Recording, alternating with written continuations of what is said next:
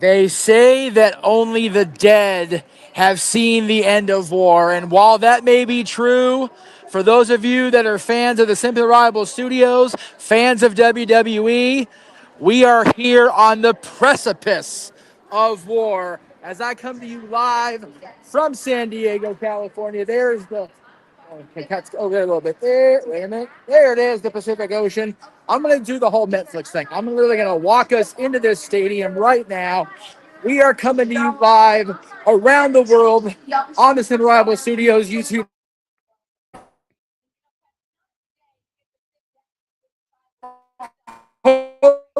Around the world.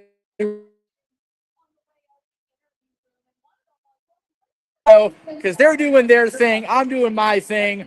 But ladies and gentlemen, on behalf of everybody at the Simple Reliable Studios, everybody at the Old Jeff Meacham Network, and everybody everywhere who's a wrestling fan, thank you guys for tuning in.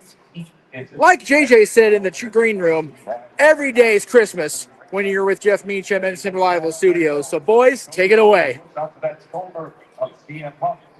Thank you very much, Jeff. Good to have you pop in for that. I am overjoyed, man. My boy's up in the buck. He's taking a walk as teenagers do. But yeah, man, this view. Sorry for Joe Test loud. We do what we do, but man, look at that shot. Look at that ring. The trust is up. War Games is upon us, boys. Let's fucking go. Hell yeah. Big G, welcome. Good to have you here.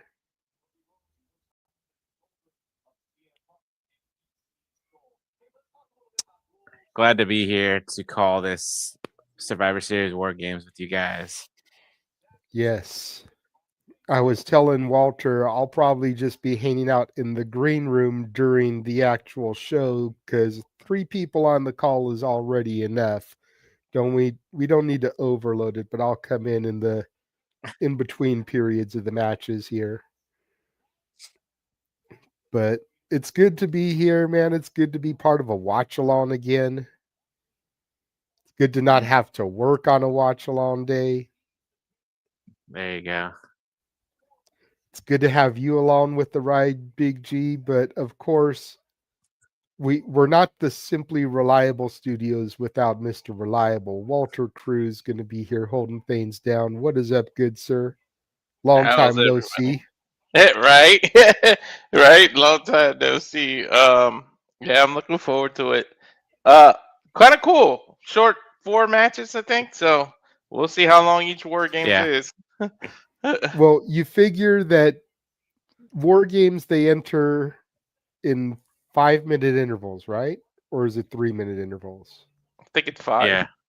5 minutes. Okay, so that's 20 minutes just to get the other 4 men. Well, 40 minutes just to get everybody in the fucking ring. Mm-hmm. Yeah. Because 2 men start. That's why I think it might be 3. I think the first 2 go at it for 5 minutes, then they come in every 3 minutes after that. I think so. You're right. Yeah. That makes more So, sense. That's right. still, It's only the first one's 5 minutes. You're right. That's still 25 minutes to get everybody into the ring. Then we can get a decision. So the War Games matches themselves are probably going to go about 45 minutes a pop. So there's an hour and a half right there. Well, the women's is starting and then the men's is ending. So right, but still, it's going to be the same amount of time for everybody to get in. Yeah. The women's might be a little bit shorter, but let's just estimate 45 minutes a pop on those matches. Yeah. Did they officially announce that? Yes, they've said a few times during the pre-show here that the men are the headliner. So I'm going to assume it's going to go women, IC, women, men's War Games. That's messed up. I would have made the men's first and then bookend and make the women's last, man. It is what it is. I think that's what CM Punk said the other day. He wanted the women's match to main event. Yeah, because if Brock and Roman ain't in the main event, they said they'll jerk the curtain. So you could have did that. Well, yeah, they always bookend War Games with one opening, one closing, but I don't think the women have ever had the main event slot.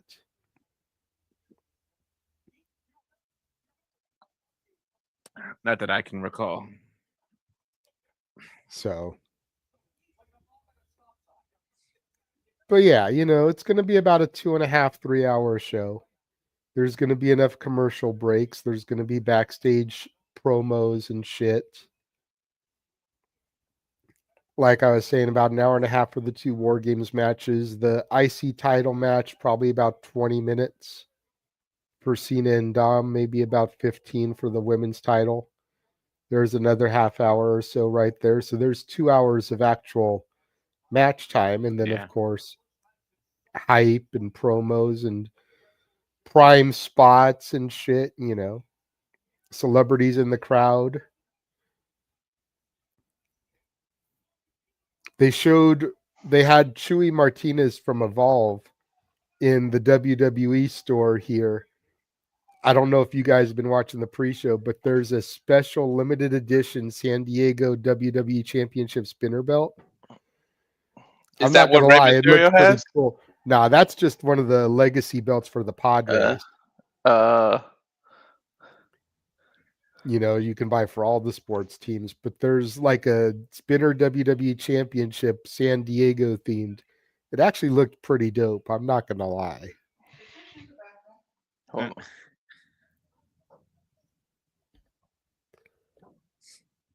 But we'll go to you first, Big G. What match are you most looking forward to tonight?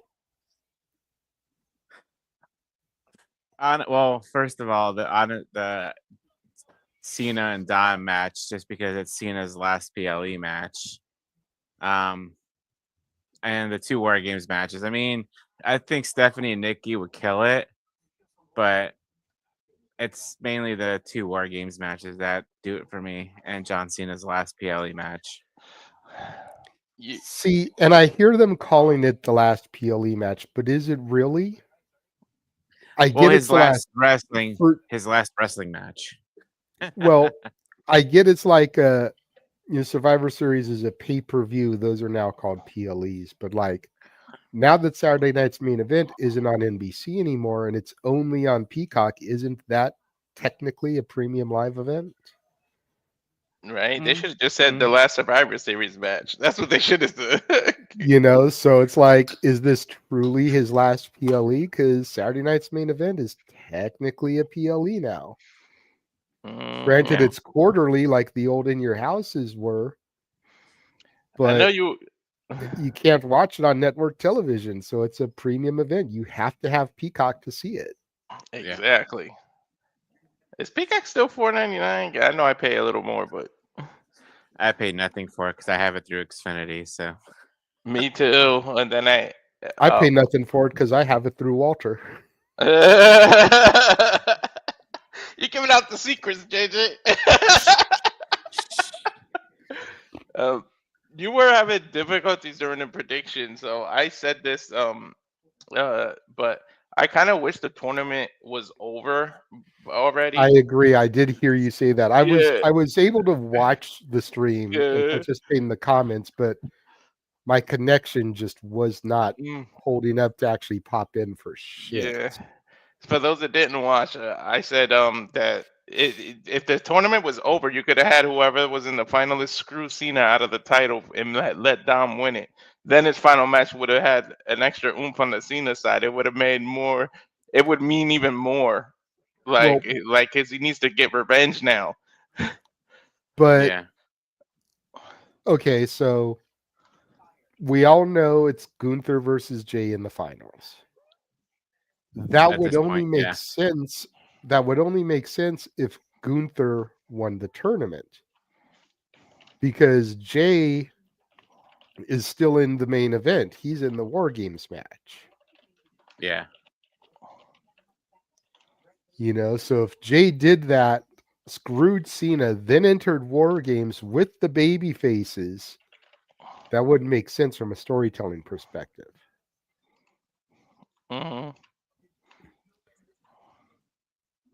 But like I was trying to say yesterday, like everybody has it set that Gunther is going to be Cena's final opponent. And while that's a fair assumption, let's not forget the storytelling. Jey Uso defeated Gunther at WrestleMania to become World Heavyweight Champion. So he's already beaten Gunther. Yeah. Him beating Gunther again is not out of the realm of possibility, even though WWE traditionally likes 50-50 booking, so Gunther getting his win back. But then let's also not forget the final shot that we saw of the Royal Rumble this year. After Jey Uso eliminated Cena, and Cena was like showing him all the fans, like, these are your people now. Yeah. That could have been foreshadowing. Jey Uso could very easily be his final opponent. Then Cena has the opportunity to get his get back from being eliminated from the Rumble by Jey. True.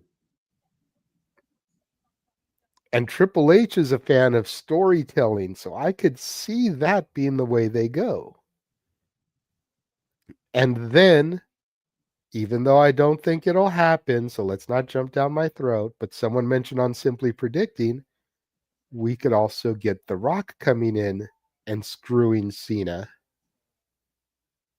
to help Jey because of the whole part 1 final boss gimmick and part 2 Cena turning back babyface after turning heel to help in line with The Rock. Yep, my son made that comment too. Yep. It's a possibility.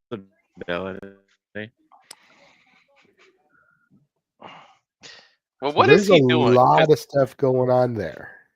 he was doing that UFC movie. That's Yeah. kind of what screwed us up. Then he's got Moana 2, which is a recording thing. So he could have made time for that. I don't know what else the hell else he's filming now. He's He has He's the doing- live he's action doing- he- Moana. that's coming out. He's doing I don't know if the filming for the next Jumanji is done, but he's filming Jumanji currently too. That's Yeah. a lot of lines to memorize. Shit. And Well, then to your point though, the Moana 2, he just has to come into a studio and knock out dialogue. He doesn't have to memorize that shit. well, That's He can read Moana that off 2 the already script. Moana 2 already came out. I think Yeah, that's Walter true. just meant the live action Moana, but that's already in post production. They already got the Mm. they had like the teaser trailer come out already. So Yeah, Oh, I wow. He seen is the working- trailer. yeah, he's working on Jumanji. And I'm sure after that, I'm sure he's got another project going on too.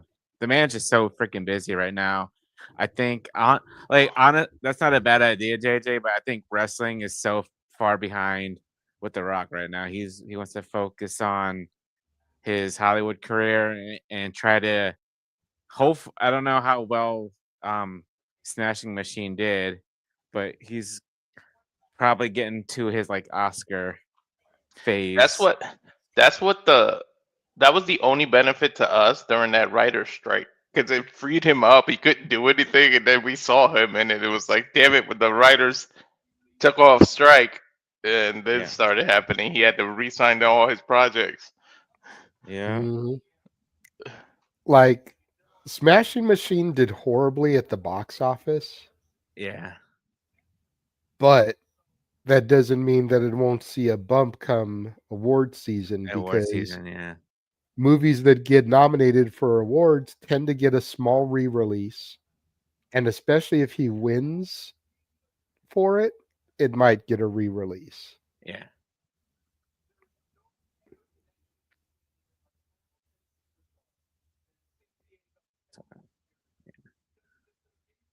They're talking to Rey Mysterio right now at the desk. Yeah, I see that. They got that on there.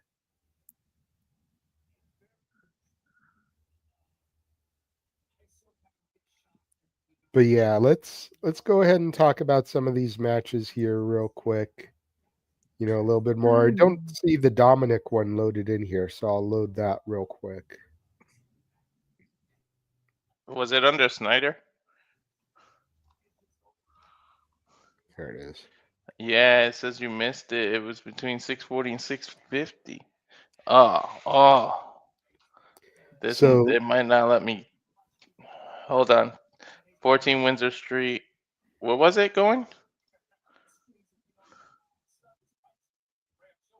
Oh, he must be talking to some Yeah, he's on a call. I was or like, who's he? something. He's It's like, I don't know what you're talking about, bro. So Stephanie Vaquer and Nikki Bella. No disrespect intended here to Nikki. I shit on Nikki a lot. I shit on both Bellas a lot. Not the way that Vince McMahon shit on Janelle Grant, but that's a whole other story. That's all allegedly. Nothing's been proven. yeah. But I just feel like Nikki is out of her league here I going think so against too. Stephanie Vaquer. Like, Stephanie is such a premier athlete, if you will, that Yep. I don't think Nikki has a realistic chance. I don't think they're going to have both San Diego natives lose, but I definitely think that Nikki's going to lose, I think so too. which means that Dom has to win here. Because regardless of if it's Jey Uso or Gunther, neither one of them needs the Intercontinental title. No, not at this point in their not in this point in their career, especially Gunther, because that would be kind of not really a demotion to him, but like he already proved, that he is the longest reigning IC champ in modern history. So Exactly. but yeah, It's unnecessary at this point. I would consider it a demotion. I'd consider it a demotion for both of them. yeah, because they both won the world title just this past year. Mhm. But It's yeah, like, granted, Jay's reign was short with it, but at this point, it's unnecessary, I think, since he's been to the top of the mountain. yeah, Both of them need to just stay in the main event scene. I agree. And I think with Cena having won the title in Boston, in his home, it only makes sense to give it back to Dom in his home. In his home, yeah. Then we go to the Women's War Games match. And I mentioned this in the comments last night on Simply Predicting, but I think they missed the boat here by not putting Tiffany Stratton and Jade Cargill in here. Okay.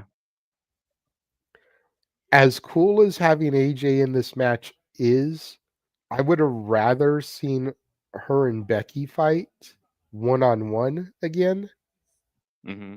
and put Jade and Tiffany in here. Yeah. Because I could see Nia and Lash hooking up with Jade and kind of redoing the baddies thing that she did in AEW. That's right. Yeah. And everyone still criticizes Jade's wrestling. Putting her in a multi-person tag match like this gives her an opportunity to accentuate her strengths and hide her weaknesses. True. True. And Tiffany, with that prettiest moonsault ever, gives her an opportunity to have a show-stealing performance. Yeah. But I wonder if Tiffany's taking time off because I haven't seen her in the past couple of weeks since she's I lost haven't the either. title. So maybe that leg injury or knee injury, maybe she's just taking time to rest up. Possibly.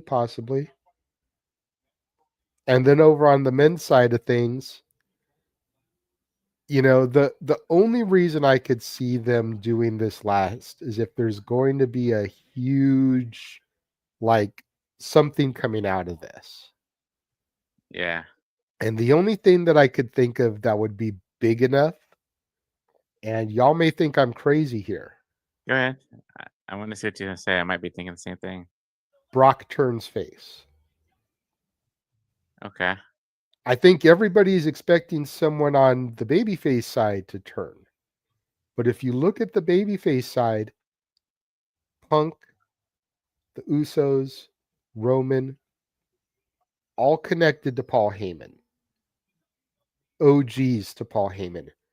You're Even right. Cody, who granted Cody was never a Paul Heyman guy per se, Mhm. but Cody has talked before in interviews, both in ring to Mr. Heyman and in like his what do you want to talk about show Mhm. about how Paul Heyman and ECW gave Dusty an opportunity to make money when Dusty was struggling to make ends meet. Yep, I remember that. So I could see Brock turning and just aligning with all the people that used to be on Heyman's side. And it's because I had heard a rumor that OG Paul Heyman guys or original Paul Heyman guys was copyrighted. Like they got that trademarked. As far as WWE goes, Brock Lesnar is the first Paul Heyman guy. Right. Yep. So it doesn't make sense that he's on the other side, except for the fact that Brock is better as a heel. Yeah. But what if he was a plant? Because the last time we saw him before this return, he was acknowledging and showing respect to Cody. Right. Yeah. So what if he was brought back by Cody to kind of, be a double agent, if you will? There was that respect factor. The last time they had a rivalry too. That's what I'm saying. The last time we Mhm. saw them, Cody beat Brock and Brock showed his respect to Cody. Yeah. Just weird. Noah said something that made me. I picked the heels, and then he said it's Dusty's match, and then I got to bet Cody win it. And I was like, damn it! No, I should have picked the faces, but I usually stick to my gut, and I still kept the heels, but I'm probably wrong.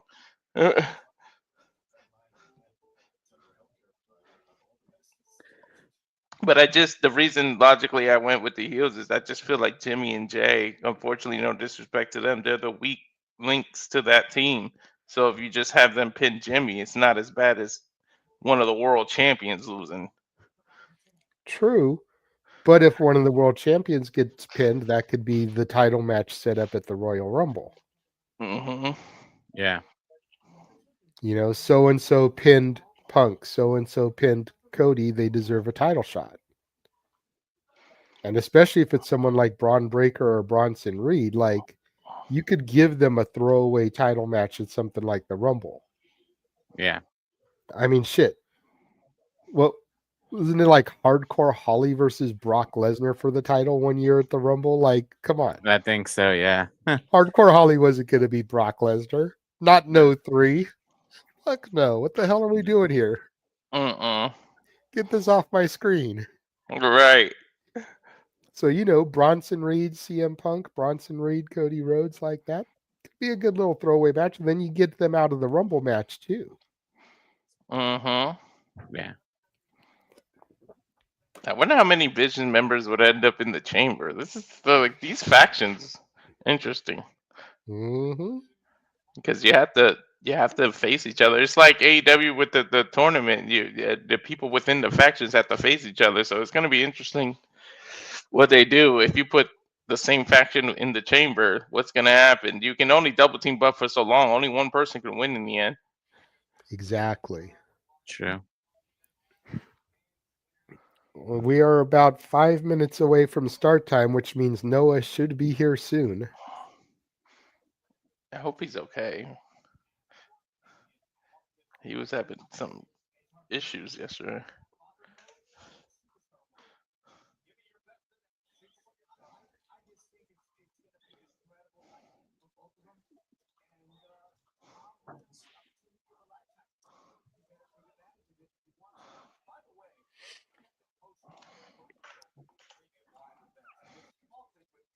There he is.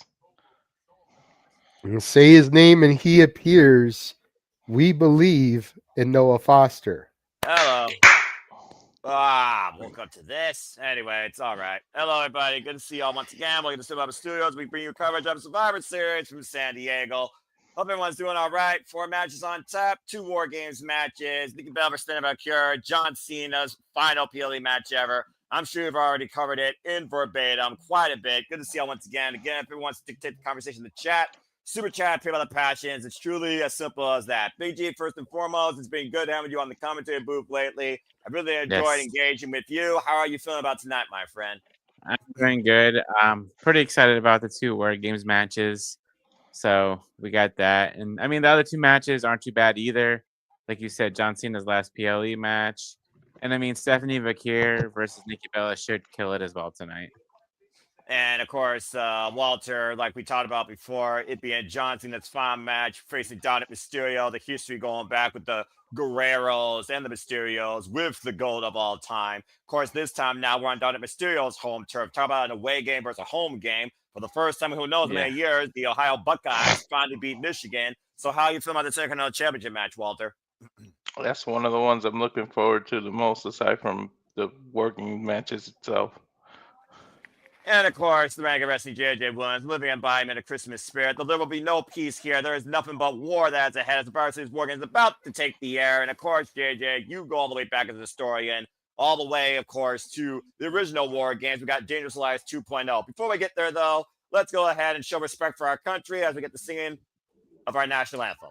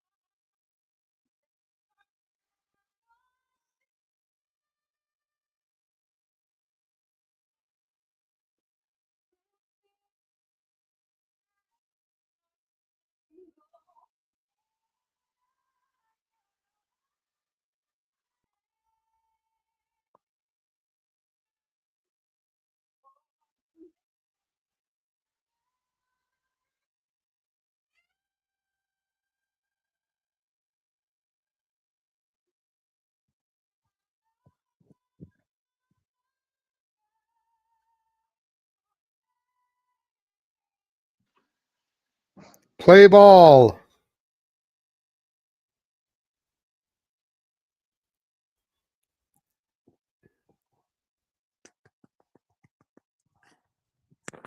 An amazing rendition brought to us today by Cassie B as we bring you into tonight's PLE. Ladies and gentlemen, Simple Marble Studios community, this is Survivor Series, and this is War Games! Let's go ahead and get into this freaking thing. As, of course, I got the cold opener here. Shout out to everybody in the chat. Egg, Nathan Banks, Charles Shaws, and Kamasiku to us, and of course, everyone else that is watching. If you are watching for the first time, please like, subscribe, comment, tell a friend. For the duels of the biggest shows, PLEs, pay-per-views, and specials for WWE, NXT, AEW, ROH, TNA, and other independent promotions, Kuma Not Limited to HLG, GCW, JCW, New Japan Pro Wrestling. A beautiful day as we look at Petco Park across the San Diego downtown skyline, where Jeff Muddy from Beachum, Dominguez and the Tiller are also there live. Capacity crowd on hand. We certainly will not be playing ball here, but I'm certain someone's going to strike out and hit a home run. Championships are on the line, and we go to war tonight with both the men and the women. Sure to be a hell of a night. As, of course, the voice of WWE, Michael Cole. Shout out to New York State of Mind, BK, also in the chat. A lot of people free roaming right now on the floor. Yeah. Still and again, entering into the arena, to the ballpark. Well, then, you know, they always got to do like the little entrance spots. And there you, of course, see Team Rhea Ripley, Io Sky, AJ Lee, Charlotte Flair, Alexa Bliss, who, of course, have the advantage tonight in the women's War Game match. They're decorating the tree. My fat ass right there stuck one of the candy canes off and ran back. the opposite side, Team Auska, as it's being known, Kabuki Warriors, Bougie Bitches, Lash Legend, Nia Jax, and the man Becky Lynch. Also online tonight, the Women's World Championship, La Primera, Stephanie Vaquer takes on WWE Hall of Famer Nikki Bella. Learning the hard way, there are no friends in this business, just checks and championships. Exactly. And San Diego's own Triple A Mega Campeon Dominik Mysterio looks to re-seize his gold from the GOAT in his final PLE. Dom cleans up nice. That was a sharp suit he was rocking. And I'm about to say, dude knows how to clean up, but get ready to get messy, dirty, and violent because you hear the sirens. It's not Scott Steiner, but holla if you hear me. We are officially descending into hell as we kick things off with a War Games match. This is going to be fun. Oh, yeah. As, of course, we got our cold opener here, as always. And again, like I said, JJ, War Games going back to the original brainchild of the American Dream, Dusty Rhodes, baby. And, of course, Paul Heyman, Paul Ellering, Paul Heyman creating this Dangerous Alliance 2.0 that I'd like to point it out. He's got a hell of a team of killers, honestly, but we're literally talking to somebody on the opposite side that was born into this business, going into the brainchild of his father. Do you think that gives Cody Rhodes and his crew an advantage? Slightly. A slight advantage. I believe there's more people on Cody's team than on Heyman's team that have War Games experience. And experience in these type of things means everything. And, of course, you would be correct on that. But we got to also talk about right now, Big G, who's the quarterback, who's the captain, who is leading this, who do you acknowledge as the front man? We saw that face-to-face with Roman Reigns, CM Punk, and Cody Rhodes on Monday. It's almost like Roman was brushing it off, saying he's been in this war. Cody's just a new member joining in. CM Punk and Roman, of course, were part of last year's War Games. When Roman basically owed CM Punk a favor, we saw what that led to at this year's WrestleMania. So, again, do you think that Roman, for the sake of his family, will play ball with CM Punk and Cody? Or will he make it about himself? So. Well, they did an exclusive interview earlier with Roman, and Roman said if they want to win, they need to listen to Roman Reigns. Well, behind every great army, there's a great leader. But we've also seen great betrayal as well, as well as history itself, going back to Brutus and Julius Caesar. And again, Walter, we saw that Rhea and Charlotte said that they are willing to go to war together. While Alexa Bliss and Charlotte Flair may not be friends, and AJ Lee is completely unaware of this environment, I do think the fact that they have the advantage might give them that level of comfort in each other to trust each other where they might win this. And again, thanks to Safet reminding us, the women kicking things off here, going all the way back to the inaugural Women's War Games in my NXT War Games 2019. And of course, Rhea Ripley was part of the winning side, and she won under handicap means. So again, history once again strike for the bringer of brutality. Yep, and I think Alexa did use the F word a couple of weeks ago, that in the build up to whether Charlotte was going to still join or not. So they ended up calling each other friends. I think the F word was said.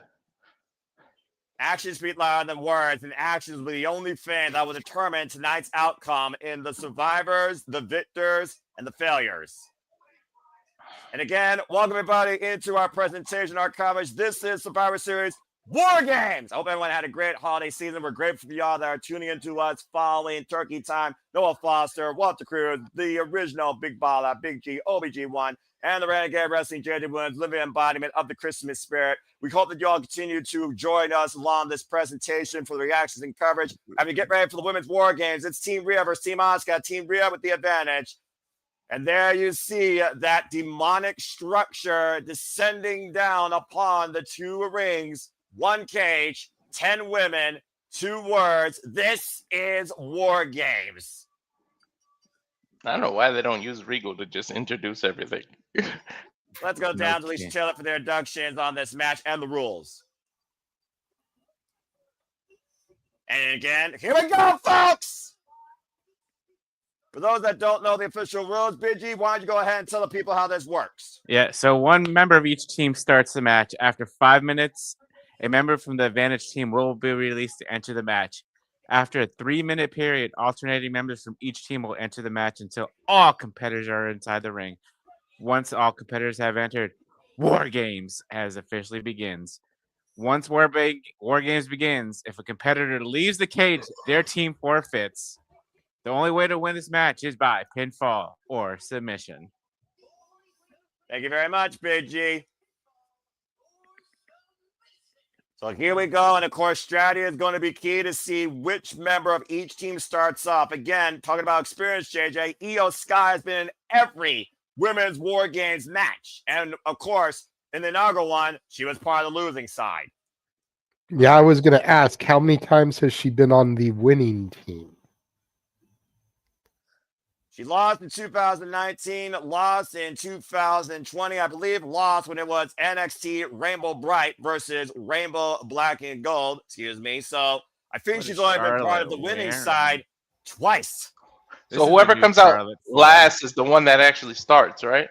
I'm not sure exactly because I'm used to seeing cages that, of course, will hold the competitors at bay. Again, in the Paulabeck area, this War Games, it's a whole different setting, not to mention this venue. But to your point right now, the first one that is coming out is the Queen, Charlotte Flair, who was previously involved in War Games, of course, and was able to coexist with Becky Lynch to, of course, win against Team Bayley and Damage Control.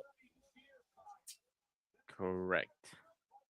So if I'm not mistaken, this is Kairi's first War Games, AJ Lee's first War Games, Nia's, and Lash Legends. Everybody else has been in a War Games match. I believe Kairi Sane was also involved in previous War Games, but to your point, everyone else is a first time. And you will also notice the special gear worn by Charlotte Flair, designed by Alexa Bliss. Maybe they didn't do the cages because of the design of the stadium. Yeah, they might literally just come out of the entranceway here, but it looks like your starter. Yeah, they're coming out of the dugouts. Yeah, your start. I was about to say they're not using the dugouts here; they're covered with people. But again, if you pick your starter for Team Ripley as Charlotte Flair, you earned a point. The Queen enters the two rings first. Damn, I damn sure didn't. So Nia was in a War Games match too. Okay. So I said Charlotte at first too, and I didn't change it. Yeah, damn it. I mean, I did change it. Let's see. It's hard to argue with the pedigree of Charlotte Flair with the fact that you are sending the Queen into war first. I bet you Brock or somebody's claustrophobic, so they changed it this year. They're like, all right, we won't put you in the cage. We'll do the entranceway. I guarantee that's what happened. Well, hindsight's 2020. Uh-oh. The Empress of Tomorrow. Well, at least I got this one right. And ironically enough, this is the woman Charlotte Flair only beat at WrestleMania 34 that ruined her mystique. This is also the woman she beat last night to get the advantage. The captain leads the way for her team. Noah, did I pick these two to start? I can't remember. I am always bad when I know I swear I picked Auska. Well, I'll tell you what, Big G, because of course this is the finale of the 2025 WWE PLE Predictions League. I'm thinking about it that's participated the entire time or just now. Of course, I will continue to bookmark this and bookkeep this into the new year and the years to come, now and forever. Let's go ahead and see what you picked since you are on the call here. And Dan, good luck to everybody here tonight. At the end of the day, I hope everybody has a great time. Your starters, Big G, was Auska and Auska. So you did get one half right. Okay. Did I you get my I had update? Kairi and Alexa. And Michael Conway Barrett on the call tonight here for WWE. And hey, I got 1 point right, so at least I got that as well. I think I picked Nia and Alexa. And of course, we know now, since these two are going to start, and this match will not begin until all 10 enter, these two will be involved in this match for nearly the duration of half an hour. So it's going to be an endurance game for these two, because not only are you sending somebody with a surgery repaired knee, Auska, we know how dangerous she's become since her return from injury as well. Yeah, sure. Auska, of course, one half of the Kabuki Warriors, the WWE Women's Tag Team Champions that, of course, beat Alexa Bliss and Charlotte Flair last week, Monday night, 2 Monday nights ago on Raw, thanks to the introduction of Nia Jax and Lash Legends interference. Okay, we've seen last year. Sorry, I'm just going. Off. Go ahead, Big G. No, I'm just going through to seeing. Okay, so yeah, Nia Jax was in last year's War Games. Yep. Kairi was in 2023. Okay. Yep. So AJ Lee, Really? Nia Jax, and Lash Legend. Or no, not just Lash Legend and AJ Lee. Lash Legend. Sorry. Yeah, you're fine, Big G. Again, I appreciate that statistical analysis. Speaking of the stats, I'm sure Statboy would approve. Again, follow Statboy Mike as he covers Monday Night Football here. Usually it brings me the stats, but Big G with the stats tonight, I approve and respect that. Again, bell rings are underway. 5-minute clock here. Connor will tie up as Auska and Charlotte Flair will kick things off. And again, folks, Team Rhea Ripley has the advantage. So somebody will come here to aid the Queen after the 5-minute interval. So Auska needs to do everything she can to neutralize Charlotte Flair before the time's up. And Auska is 1-1 in War Games matchup, but this will be her third War Games. Charlotte Flair, of course, in her second War Games. And again, you know you can use the cage as a weapon to your own opponent's destruction.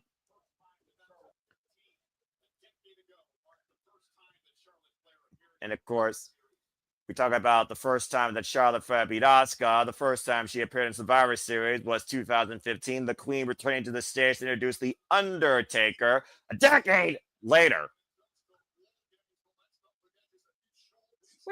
What happened here? What's going on?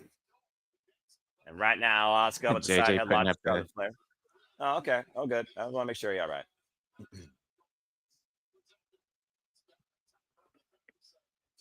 Two of the most decorated individuals in WWE history.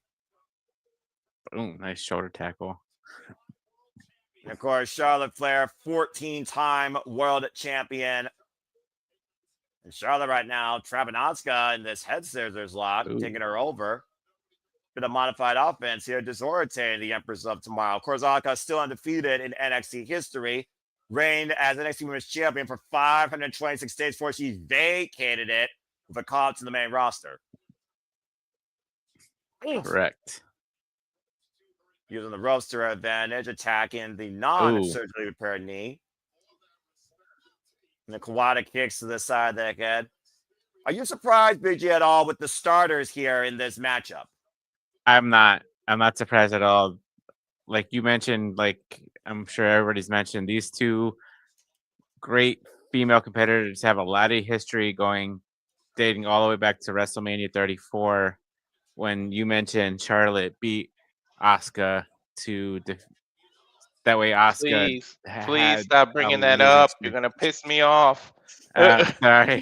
It's in the history books. I can't help it. It's triggering. Exactly. It's very triggering. No one knows. Let's go ahead and trigger your mindset. Oh, man, what a rise the knee just knocked out the Queen.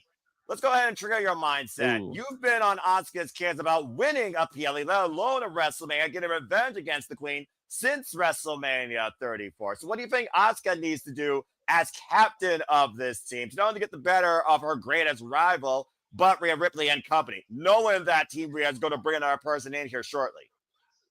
Yeah, just do what she does best and keep these kicks going, keep grounding. You might want to, you can't pin Charlotte right now. Knock her out. Do something. Mist her. Take her out of the action so it just goes back to be one-on-one. You know she had the mist in her throat already.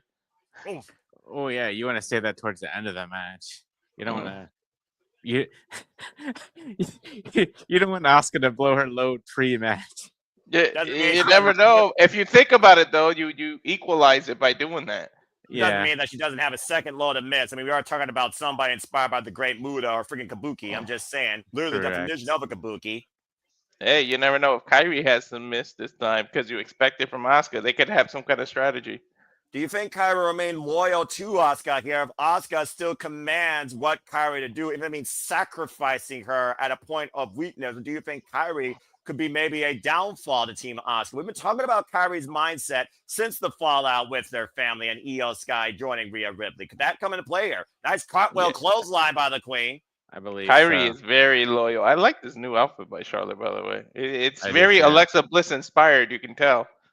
Well, again, they're not friends, but they were previously WWE Women's Tag Team Champions. All because Alexa Bliss believed that Charlotte Flair needed somebody that trusts her, respect her, and that you don't need to be alone. And we've seen kind of a turn of the heart here by the Queen lately since her loss at WrestleMania against Tiffany Stratton. How much time is left? The last time I saw the clock was 4:28, but that was a while ago. Probably about like fine. 2 minutes left. 5 minutes Give or would be a take. very long time when you think about it, guys. And at the Yeah. end of the day, these two are in an endurance match. Let's just be honest here. They are in an Yeah. endurance. They're in for the whole thing. Mhm. Auska right now trying to dictate the pace here, in control of Charlotte Flair. The Irish whip up and over. Ah, she did the flare. She didn't flop this time, but she might flip Oh, as she nice. goes to the top rope. And Auska meeting Charlotte Flair. 20 18 seconds to seconds your for me. point 15, before the next competitor comes 14, in. 13, I'm a couple seconds 12, behind you guys, but that's fine. 11, Yeah, we'll be 10, fine. 9. I'll let Noah say the next person. And Team Rhea, of course, the advantage as the Queen's about to get some aid in 3 seconds. Who's coming to help Charlotte Flair? Let's find out. Oh, shit. Who is it, Io? It's Io Sky, and you know that Nice. young, crazy genius of the sky is going to do something crazy. She With the already has the trash trash can lid with her. Oh my She god. has yeah, the dude. lid with her. Hey, you know what? I kind of like doing it with the entrances instead of the cage. I don't know about you guys.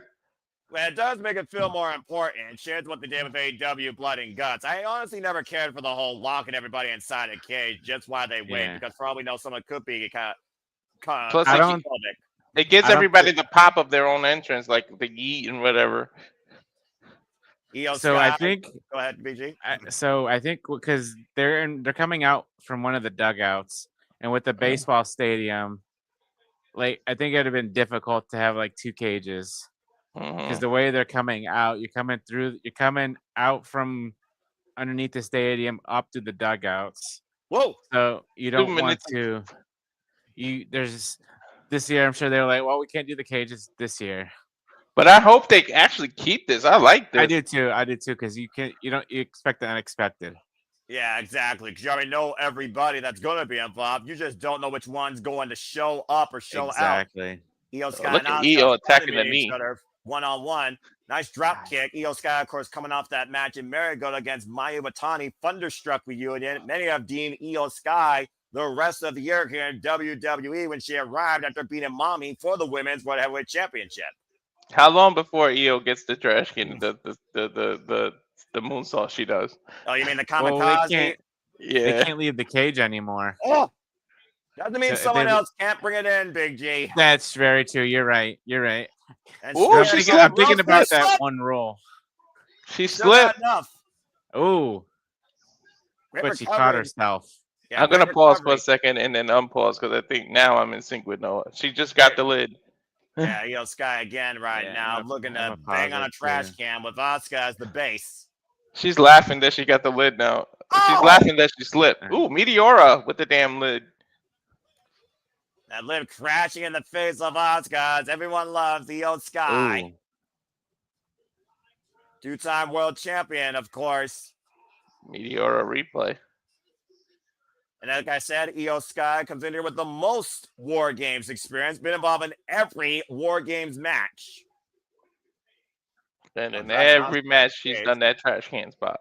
Damn. Legit. You are legitimately correct. Legit. Since 2020, well, actually, I take that back. 2019, she did not. She did a top rope moonsault. First time she introduced the trash can was 2020, being part of Team Shotzi Blackheart. But Io Sky was also involved in the losing decision after being Chocola bombed by Raquel Rodriguez in that middle partition through a ladder. Yeah. Ooh. Right on the metal plate. Yeah, about to say that metal grate grinding the face of Auska, and Auska is about to get some aid here. We might have a family reunion of the most bitter variety here in 14 seconds. Physically and mentally right now, Io Sky getting the better of her former family for the time being. Seconds ticking down till entrant number 4 enters the fray for Team Auska, who joins her. Whoa. The man. And the woman that self-proclaims she's the reason that this team was brought together. And the last person to join Team Auska, the man, Becky Lynch. With a kendo stick in hand.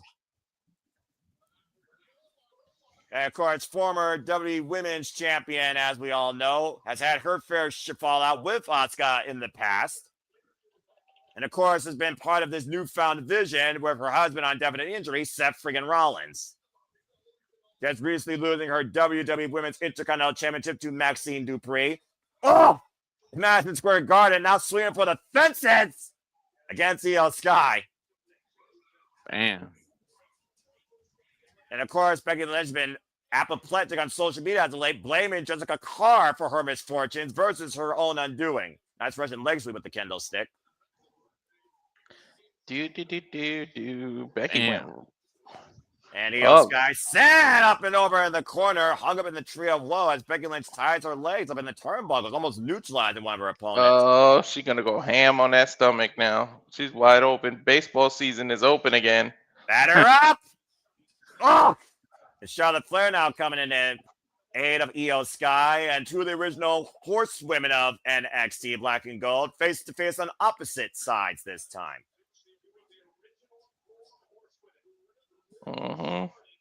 Really started this women's evolution as we talk about here. Becky's trying to give her pinky to Charlotte, the 4 horsemen. Charlotte did just put the 4 up. About to say, may I remind you, the man came to existence because they wanted to get out of the Queen's shadow at SummerSlam. I'm just saying. There's no love lost with these two. Becky owes Nia for that. About to say, Becky and Charlotte Flair also shared a one-on-one match at Survivor Series in the name of bragging rights, and Becky did get the better of the Queen. Auska now coming to Becky's aid as we got a double team here. And right now it is 2-on-2. So again, this is the best chance for Team Auska to take advantage. This is so weird that the faces have the advantage. Not the first time, though, in history. And again, the women's with the face advantage have won before. Exploders and a bat drop there. Faraway slam, excuse me, by the Queen and the man. They're gonna fight. They're going to fight forever. Let's be honest. Damn. Charlotte Flair and Becky Lynch will never see eye to eye again based on their past. They've shaped each other's careers, we're being perfectly honest here. Going all the way back to NXT. And right now, Becky Lynch sends to the other side of the ring, and Charlotte Flair isolating herself with the man. Auska, though, in hot pursuit. Io Sky still unable to come to Charlotte's aid. A chop block to the leg. To the injured leg, right? Brace. And of course, Hey, Becky and Auska have history too. Remember, Becky gave her the title due to pregnancy when she won the Money in the Bank. Yeah, WrestleMania 36, also, of course, that time of year where Becky Lynch, unfortunately, Big G, beat Shayna Baszler. The man has beaten everybody possible in this company, believes there is nobody on her level, and everyone is in her shadow. Yeah. 10, 9, 8. Are you in sync? No, Yeah, it's 6. Sync, Walter, go ahead. 5, the next person for 4, Ripley. I'll let you 3, take this one. 2, 1, and Who we got? Alexa Bliss. The only friend of Charlotte Flair this calendar year. And her tag team partner, Little Miss Bliss, Alexa Bliss. Ooh, she looked dark. And it was 1-0 in War Games. Ooh, that's a little bit of a troop to get to the ring. She's running, but whew. That's not as long as the Royal Rumble way, but I do see what you mean. We're not running bases here. We're running into battle. We're running into war as the 3-minute clock once again sets itself back up. Auska, Alexa Bliss. Walter, what are you at on your timer? 2 minutes and 50 seconds. Oh, STO by Little Miss Bliss. You might have to hit go live. Sometimes it does that.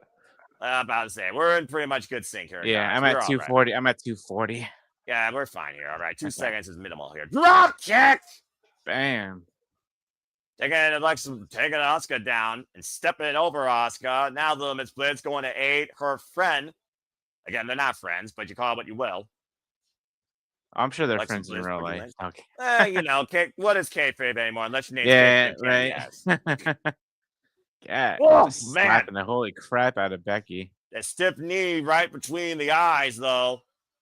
It's funny. All 3 of those women in that ring right now have all history in NXT in one way or another. Of course, Alexa Bliss was never NXT Women's Champion, but was a manager for, of course, the NXT Tag Team Champions at one point. Dragon Screw leg whip to Auska. Ooh, Auska took it crazy, twisting with it. Of course, that's a great way to tear all 3 ligaments in your leg. And right now, double natural selection coming. Double. Natural selection and blockbuster. Great combination by the former WWE Women's Tag Team Champions. There's the heart. They're friends. And of course, you saw that little girl in the audience, by the way, of course, during Charlotte Flair's entrance. Someone that has extremely inspired Charlotte Flair as of this year. If you followed Charlotte's, exclusives on SmackDown, former tag champions mounting Alexa Bliss and Auska and Becky in respective corners. Funny, no one wanted to cheer Charlotte when she came back. Then she got with Alexa. All of a sudden, she got the reaction she always wanted. Eventually, anybody can get a change of heart, and even the audience can understand that right now. As right now, Team Rhea Ripley is in firm control here. As of course, it is 3-on-2. Stop hugging it out and focus here. Taking in the moment. Just a car, by the way, on the outside of the ring. They want. That's one way. That's one way of putting it, Big G. I don't want this. I don't think Becky Lynch wants that boot driven into her jawline, the side of her head. 19, 18, Oh, 17. All right, Big G, you can say who's next.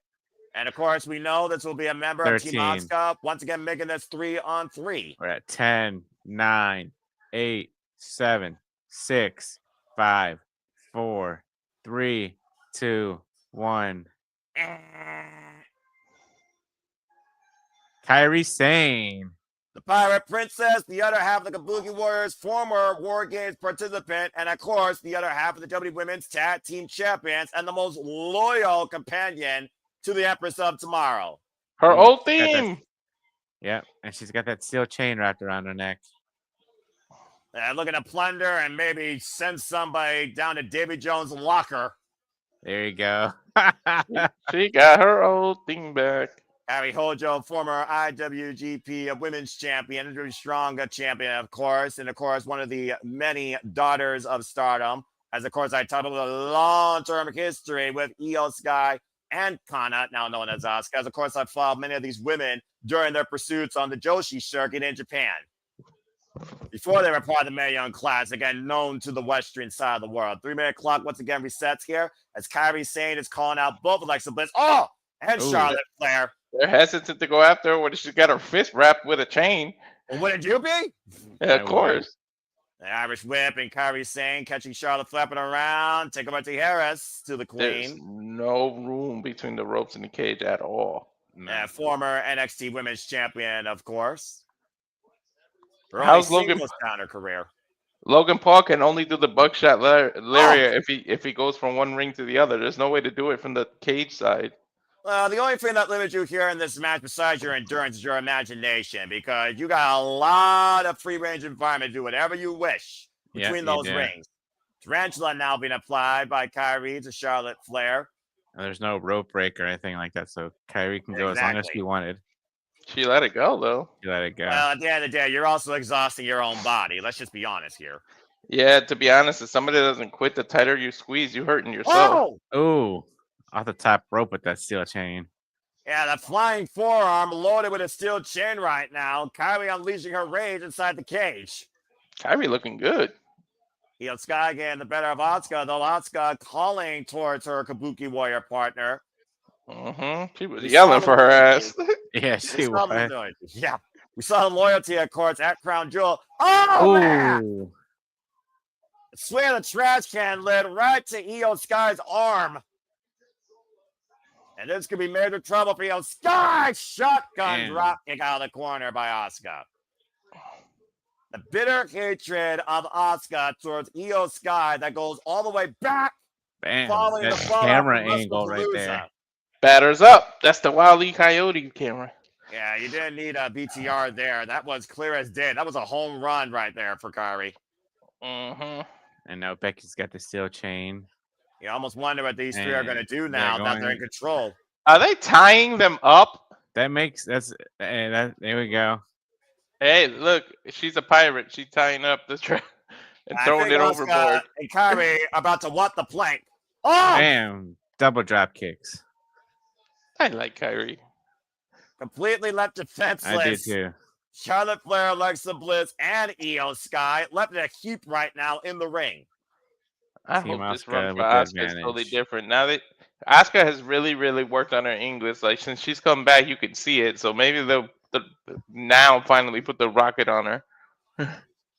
And Could be. meanwhile, here in Petco Park, we have 10 seconds until our next participant, and that will be for Team Ripley. Big G, I'll let you go ahead and say who it is this time. All Again, so you got right. both sides. So who we got to get in favor of the Let's team? see. I got 2, 1. And AJ, motherfucking Oh Lee. shit! Everybody's And gonna that jump up. place- And the place is going exploded. crazy. AJ Lee with a fire that burns inside her once again, thanks to the man Becky Lynch. And you see the fear on Becky's face, trying to keep the door closed, knowing that crazy little psychotic super geek of a girl is about to enter War Games for the first time ever. Becky Lynch right now preventing. Come on, AJ AJ. Lee from Think outside the entering. box. Climb over the cage. What I'm about to say. And Becky Lynch are rare right now. What AJ Lee's doing, there's no stopping her once she's over the top. No. Becky's like, I'm out. She's like, I'm out. I'm about to say Auska and Kairi Sane looking to meet AJ Lee. AJ Lee again for the first time ever involved in this War Game structure as she's officially in. And the 3-minute clock has once again begun. Now a 4-on-3. Ooh, nice And crossbody. for Rhea Ripley. Nice crossbody wiping out the tag champions. I'm about to say, look at the fear. Is scared. Look at the fear on Becky Lynch's face. How fun is it to be trapped with somebody that's deemed psychotic? And of course, she's had a lot to say as of late to AJ Lee after that cheap attack on SmackDown joining Asuka's team. AJ Lee, of course, who was part of the reason that Becky Lynch lost her WWE Women's Intercontinental Championship against Maxine Dupree at Madison Square Garden. And of course, we saw AJ Lee in her first match. This is her second match, by the way, folks, since the return to WWE. We saw her in the mixed tag at WrestlePalooza against Seth freaking Rollins and Becky Lynch, incapacitating the man for the win. Yeah. Is it really smart to lock AJ is with her mentality instead of a cage?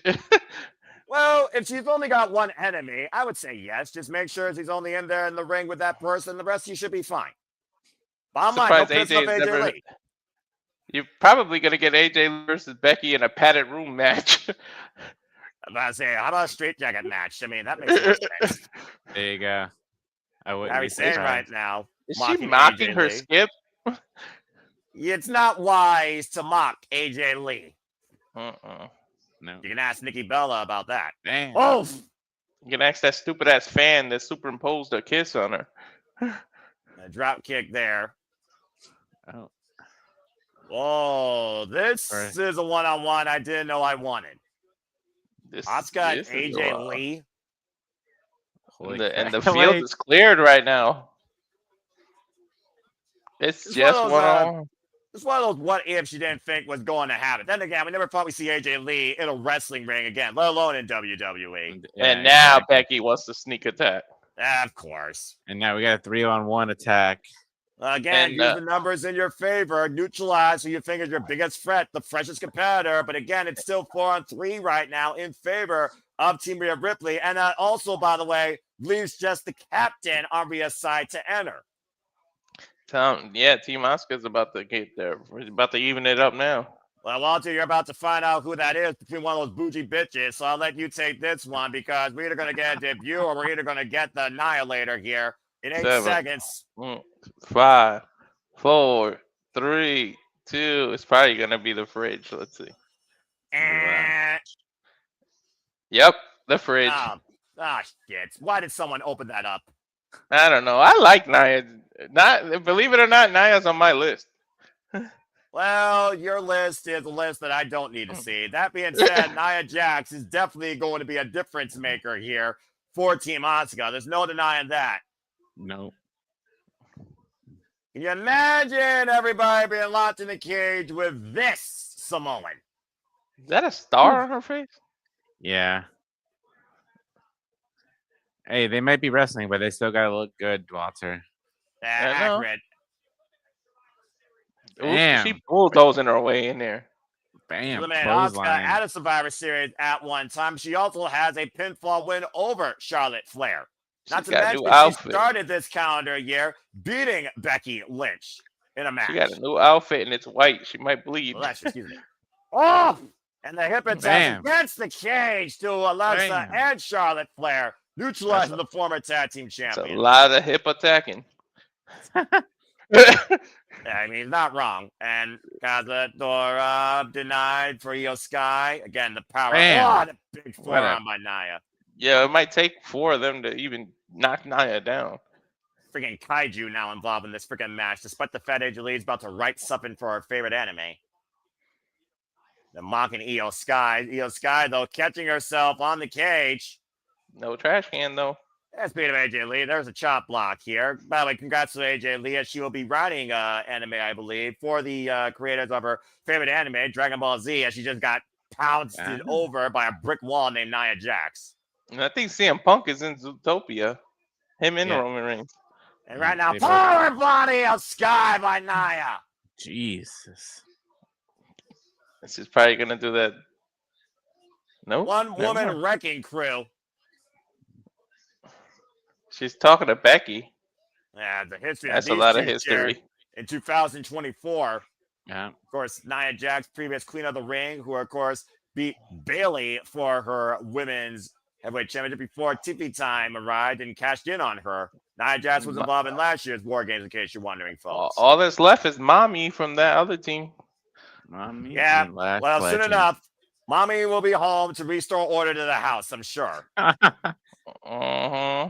As right now, Becky, Auska, Kairi, and Nia in firm control of AJ Lee, Io Sky. They're gonna choke them out before Mommy gets out here. One's got the Kendall to the throat, and the other's got the damn chain.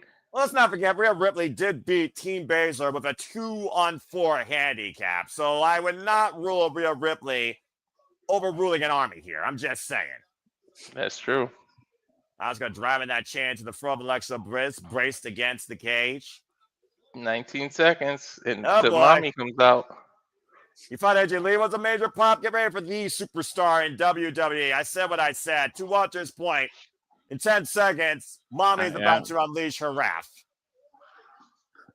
About 3, to rip the 2, brutality. Go ahead, Noah. There it is! How Love fitting. it. How fitting, a War Game match, and it's This Is My Brutality. See, look, she brought out the EO trash can.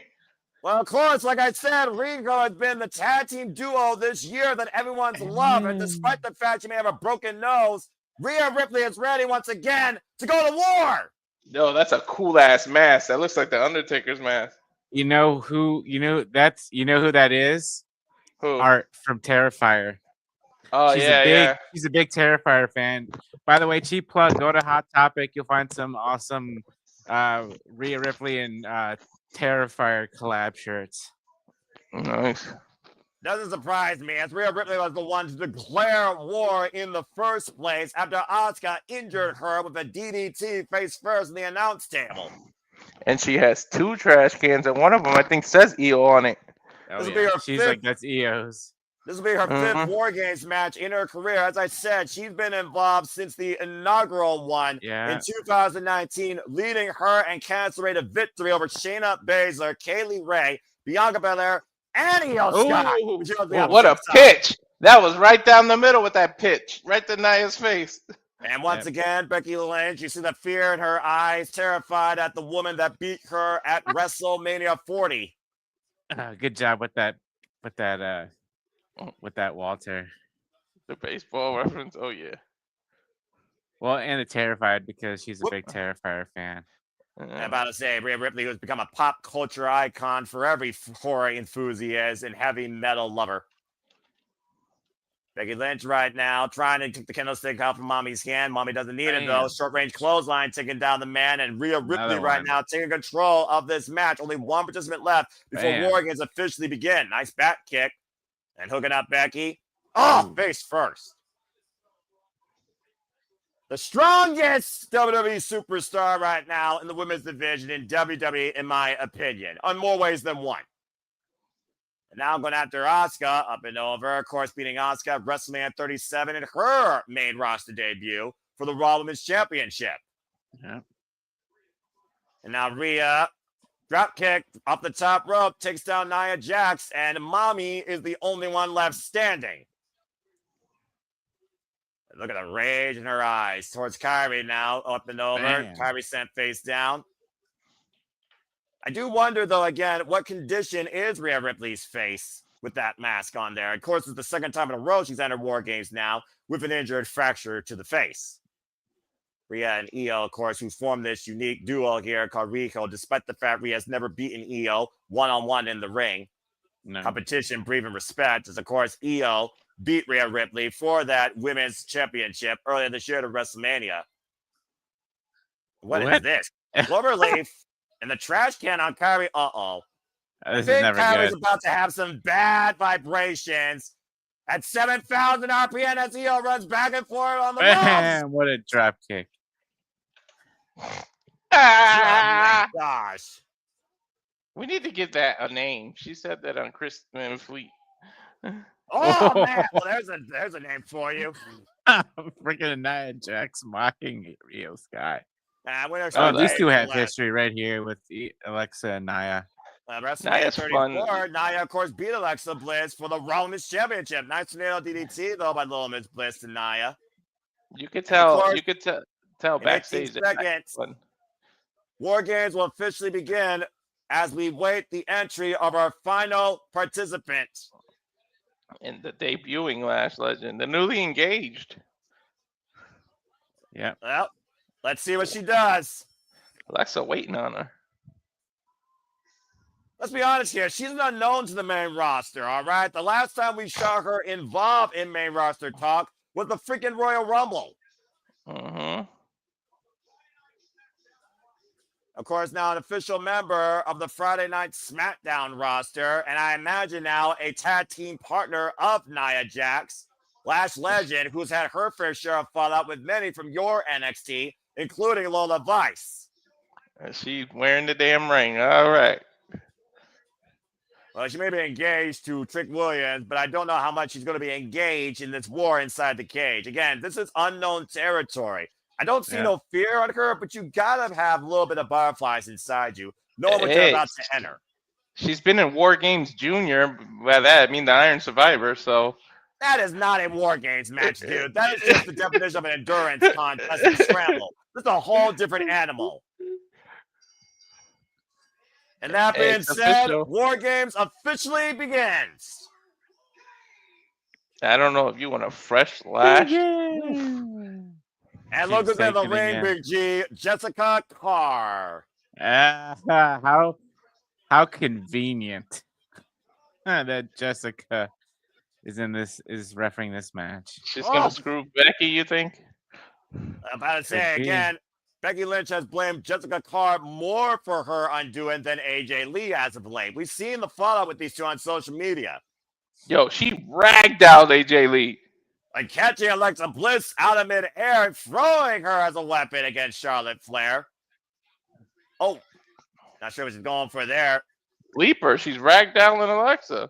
Well, when Alexa Bliss is the shortest competitor, that's not very difficult to do when you're the tallest competitor in this match. Let's just be honest here. Hey, Oh, it looks good though. She's selling for her. And of course, Ooh, Lash she Legend goozled Charlotte. has not held a title yet in WWE and Ooh, planting choke slam. Charlotte Flair with a choke slam. Dude, Lash is looking strong. I like this. Former background, of course, in basketball, coming to us from the new program. Ooh. Oh, and catching El Sky in midair. Talk about interception, and she's become the difference maker in this War Games. Uh-oh. This Here we is gonna go. be her test for real. Last Legend's only been involved in wrestling, folks, here in WWE, known as the Yo, Boogie that's Bully. so. Yo, Rhea's so fucking freaky right now Mm-hmm. with that smile and that hand wave and wear that mask. The pump kick. And right now, Lash Legend showing no fear, taking on the Eradicator of WWE, Mommy Rhea Ripley. This is power versus power here. This is your power bout of the night. Yeah, the it is. midsection. Lash is Chris showing Preston no Nate. fear either. And hooking Rhea Ripley possibly for another choke slam. Rhea able to escape. Back elbow Ooh, strike back takes Mommy down. Ooh, a capoeira Oh. kick. Staggering her, but last on her feet and catching Mommy, planting her with a Power spine buster. Oh! Oh, God! pump kick. She got her with a pop-up power bomb. What a reach with a pump kick to cover to win War Games and 2 counts. You ain't beating mommy that easy. That Yeah, was a hell of a I pump can't wait kick, to though. play this. Rhea Maybe I raising her can do this face. match on 2K25. I was about to Interesting. say, you're gonna recreate this on 2K25, Big J. I Heck haven't yeah. played 2K25 in a while. Oh my god, if you got PlayStation Plus, no, hurry up because it's free. Yeah, well, again, is it worth my Bam, time? what a headbutt. Headbutt, we'll It's see. worth it for us to Up, play. man. Going for Riptide here. Can't you hook her up? No, here comes Nia Jax again. The Nia bougie Jax saving bitches her. working together. That might as well be their tag team name. Right, Oh. yo, when they win the titles, I don't know who the fuck is gonna take it away from them. Yeah, the tag team division reset number 10. And Rhea Ripley right now doing face first. How many different ways do you create a wheel? I don't know, but they needed the the Flash legend. Charlotte. Good grief. Oh, And again, Charlotte Flair Oh, cut up. What the hell here we is go. Lash about Double to do power here? bomb. And possibly, again, both women planted against the Oh. cage. Ooh. Still holding on to them. Punishing gonna Charlotte Flair and Alexa Bliss. I thought they were There's gonna a double powerbomb them powerbomb on top spot. of each other. Double cover here by the bougie bitches. AJ Lee breaks it up. Ref, pay attention. Charlotte was getting pinned too. The fact of the matter, though, that Lash legend stopped her pinning combination after AJ Lee only broke up Nia's pin, though, Walter. Speaks volumes of the tag team here. Oh, AJ manhandle Lee. slam. Manhandle slam. Trying to be hooked up. Manhandle slam by Becky Lynch. Now Becky looking for the win. The cover by Jessica Carr. Oh, Io Io with the moonsault. Sky. And Io with the cover on Becky with War Games. And Lash breaks it up. With no trash can on that moonsault. About to say, no one's dived off the top of the cage yet. Don't rule it out, Walter. Oh, it's bound to come. After Bronson got hurt last week, I wouldn't let anybody do it this year. I mean, last year, he broke his damn ankle. That's what I meant. After what happened last year, I Wow. wouldn't do it this year. Io Damn. Sky snuff the ropes, caught by the bougie bitches, Lash and Nia Jax. These bitches got more Botox than Kim Kardashian's ass. Io Sky right now hoisted up above Nia and Wow. Lash. And Whoa. from the other side of Charlotte, Strike! and Alexa Bliss. Wiping out the entire team. Listen, when you're bougie, I think you're overrated. And I think that you're way prima donna. And that's the Honestly, definition of the me. only one that really has Botox, I think, is Charlotte. You might be right. Who knows? Oh, here we go. the Oh, double wait. Oh, combo. they're going to do that insane elbow combo with the chain. Insane elbow with the reverse DDT, saying bon voyage to Io Sky once and for all. Put away the past of their family. Double And pin. the cover by the Kabuki Warriors and Rhea with the save. That was smart to double pin, too. It was just Rhea who was there. Well, again, this whole definition of this War Games match developed with the fallout of Rico and the Kabuki Warriors. When you think about what happened at Crown Jewel, again, Kairi Sane sacrificing herself for Auska, and Riho got the win that night. Eventually, Kairi, I hope, realizes that what 5-on-1 Asuka's situation. doing for her. Captain isolated here against the entire opposite team here. Gonna go down fighting, gonna go down swinging here, but the numbers and the power are just too much. Now Charlotte Flair and Rhea Ripley trying to... Oh! It was smart. She waited and then... Oh! And think about who saved her. Charlotte Flair saved Rhea Ripley. Mm-hmm. And Lash Legend blinded now by Asuka's mist. You fucked up, the crowd is saying. That's accurate here right now, as Lash Legend might be literally taken out of this equation. You see Nia Jax going to the end of Lash. There's no way for that blinding stinging miss. Charlotte Flair, Rhea Ripley taking over. If you were wondering, Charlotte and Rhea were on the same page. She literally sacrificed herself. She said if it was anyone she would go into war with, it would be Charlotte Flair. We're getting proof of that here. Jumbo suplex table to Nia Jax. I think she's going to do a Twisted Bliss after that. I'm about to say she's in the drop, so little Miss Bliss, the Twisted Bliss. Wait, the cash can's coming to play. You know what's about to happen, Io. Oh, no. Come on. We don't need to see a kamikaze again, all right? Io's on the top cage. Of course she freaking is. AJ Lee trying to literally hoist up that trash can. I guess he's too short. Oh, there we go. Providing a booster seat up on the shoulders. And now Io Sky with a weapon in hand looking to be the destruction of Team Auska. She's putting it on.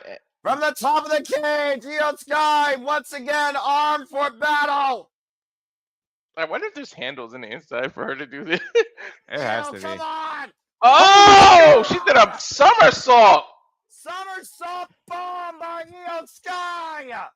She could have landed awkwardly. She's covering everybody. Ref, pay attention. Swanson, Becky can't believe it. And right now, Becky, There you go, Sister Abigail. the last one left standing for her team. Whoop, Becky able to escape. Becky trying to find a way out of here. Oh, if she escapes the cage, she forfeits for the team. Exactly. I don't think she gives a damn here. I think she just wants to get out of here. I think she just wants to survive, Big G. Dude, the referee should have counted. She was getting covered. Oh, Bam. big right hand. And a pump handle by Rhea Ripley to Becky Lynch. Riptide. Rhodes Okay, through. AJ I Lee officially up and got this around. match wrong. And the Black Widow, Becky Lynch with nowhere to go. There's no one to And- save her. That is it. Team Rhea wins. And I AJ thought Team takes Auska Becky was out winning. again.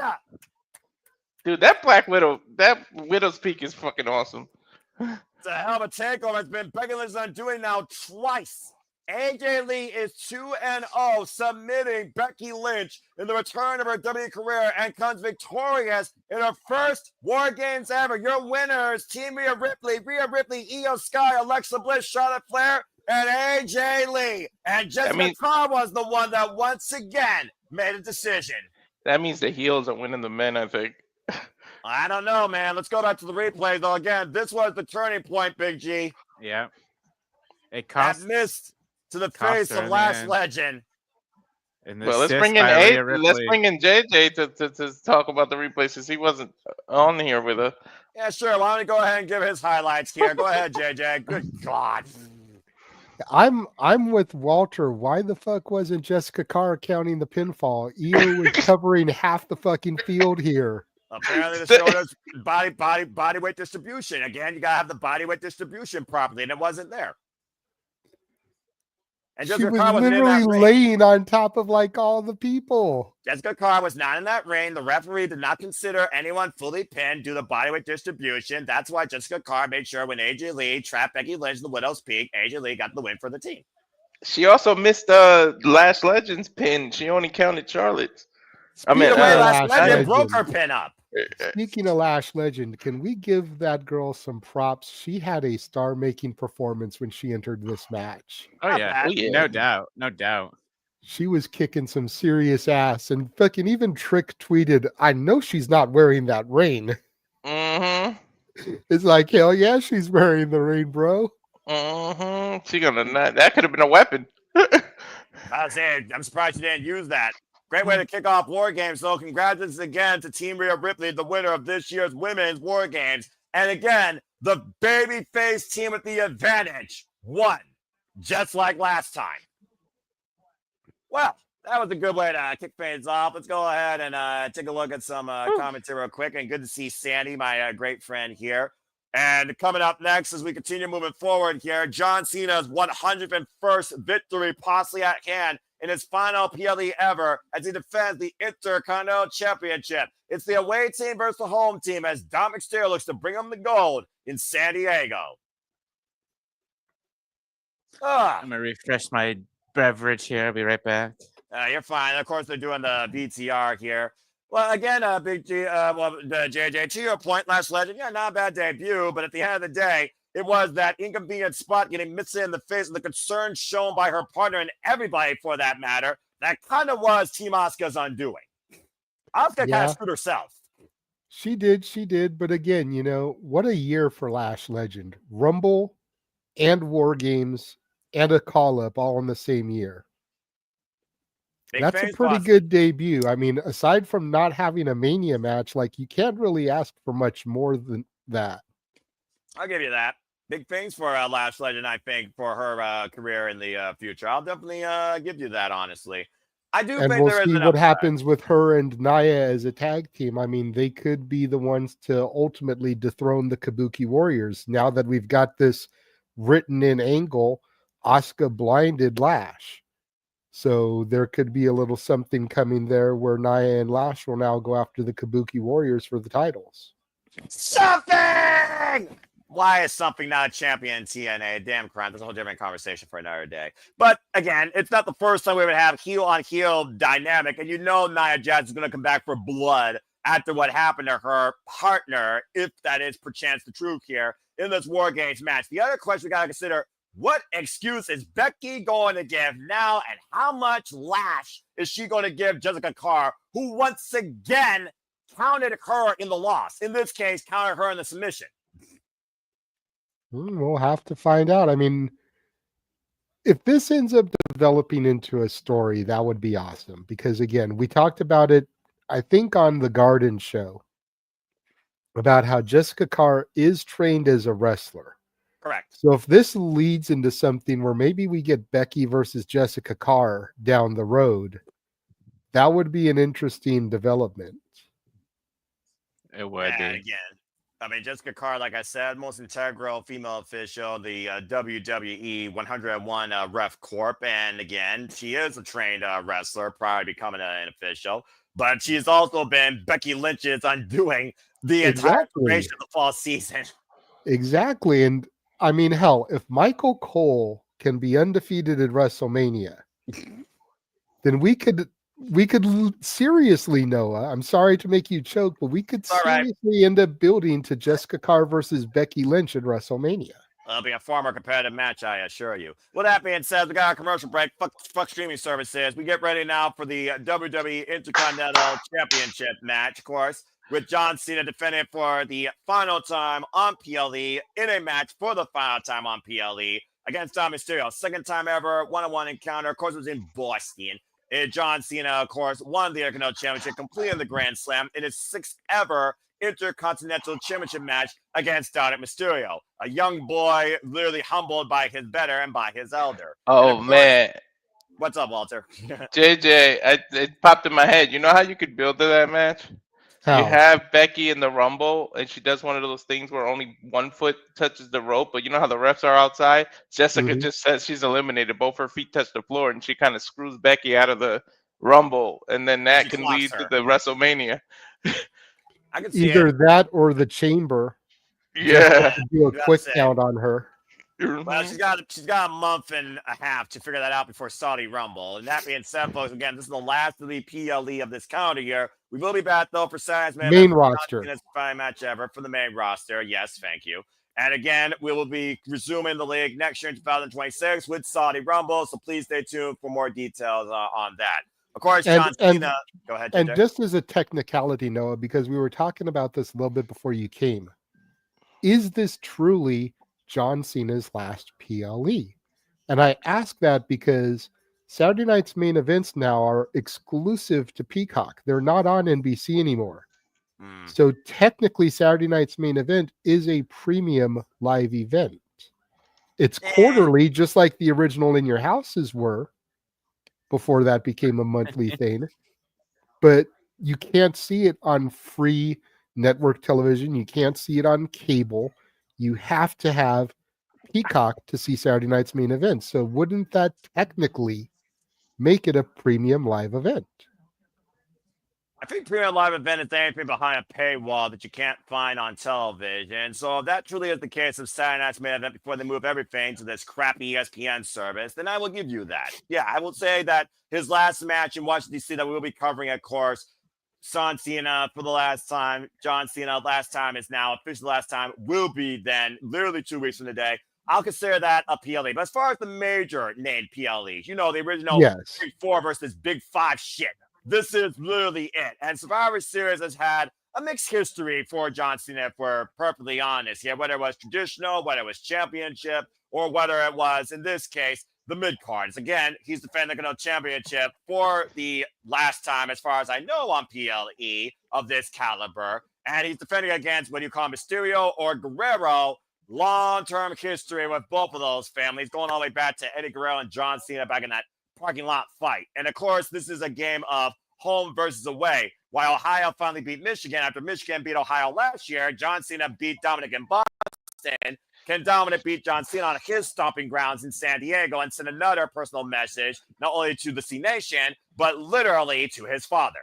And by the way, I feel like WWE missed the boat because look, I love Dom. I love the IC title, but you haven't had traditional Survivor Series on Survivor Series in years. You should have did Team Cena versus one of his big rivals, and you could have just did it, and they could have had fun. And finally you brought back an old school Survivor Series with Cena in it, and it would have been awesome. Like, I feel like they missed the boat on that. A throwback, and he could have even been the doctor of thugonomics for it. Yeah, exactly. But sometimes me and Walter even think alike. And I think about that 6-man tag at Madison Square Garden. That could have been later the setup for a traditional Survivor Series match where you had at least 3-on-3 set up. I completely agree with you, Walter, but it's not the first time they missed the boat in WWE. I'm just freaking saying. Anyway, well, the bottom line here is whether it's Jey Uso or whether it's Gunther to face Cena in the final match, do either of those men need the Intercontinental Championship? Personally, no. The answer is no. So I think Dominik Mysterio has to get it back here. Well, I mean, again, your workhorse of WWE, as of course rated by ESPN as the top worker under 30 across the entire wrestling business. Talk about the workhorse championship that leads to bigger things. I think Dominik Mysterio should push forward towards the world championship, in my opinion. Held by somebody he also has great history with, considering he was his first match. That, of course, is the Second City Saint CM Punk. So either way, I think there's bigger things for Dominik Mysterio's future than the Intercontinental title. But Big G, do you think winning the Intercontinental title against John Cena further cements Dominik's career or leaves him basically where he is? I think it'll further his career.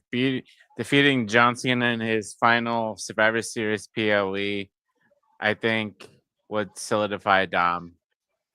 And part of Cena's hustle, loyalty, and everything, one of them is respect. He won't hit a woman. You could literally bring Liv back, and Cena won't do anything to her, and you can use that distraction, and Dom could win here. Well, it's the best point. What if Liv's returning tonight? I mean, again, at SummerSlam last year, it was Liv Morgan and Rhea Ripley and Dominik Mysterio betrayed his mommy and helped Liv Morgan win the Women's World Heavyweight Championship. Can Liv Morgan return the favor and do the same thing against the goal of all time, John Cena? It comes down to whether or not Liv and Dom are still a thing, or has she looked lately what the Judgment Day has become? I'm just saying. Yeah. Especially Roxanne Perez and Raquel Rodriguez both having eyes on Maxine Dupree's WWE Intercontinental Women's Championship, why she may make a call to Natalya, and also Ivy Nile might be in the equation. And again, folks, stay tuned after Survivor Series. We will be back with a weekly Marvel coverage of wrestling matters called the Saturday Shenanigans here, bringing you a little bit of a wrap-up of Survivor Series, as well. What else we want to talk about this week in wrestling? Hosted by Regular Wrestling, JJ Williams. Good to have him back in the host seat. That means I get to leave early for once. Thank Christ.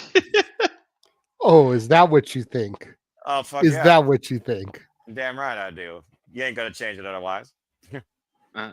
Anyway, time for the WWE Intercontinental Championship match. And here comes Dominik Mysterio. Is he welcome as a homecoming hero, or are you still polygamy number one?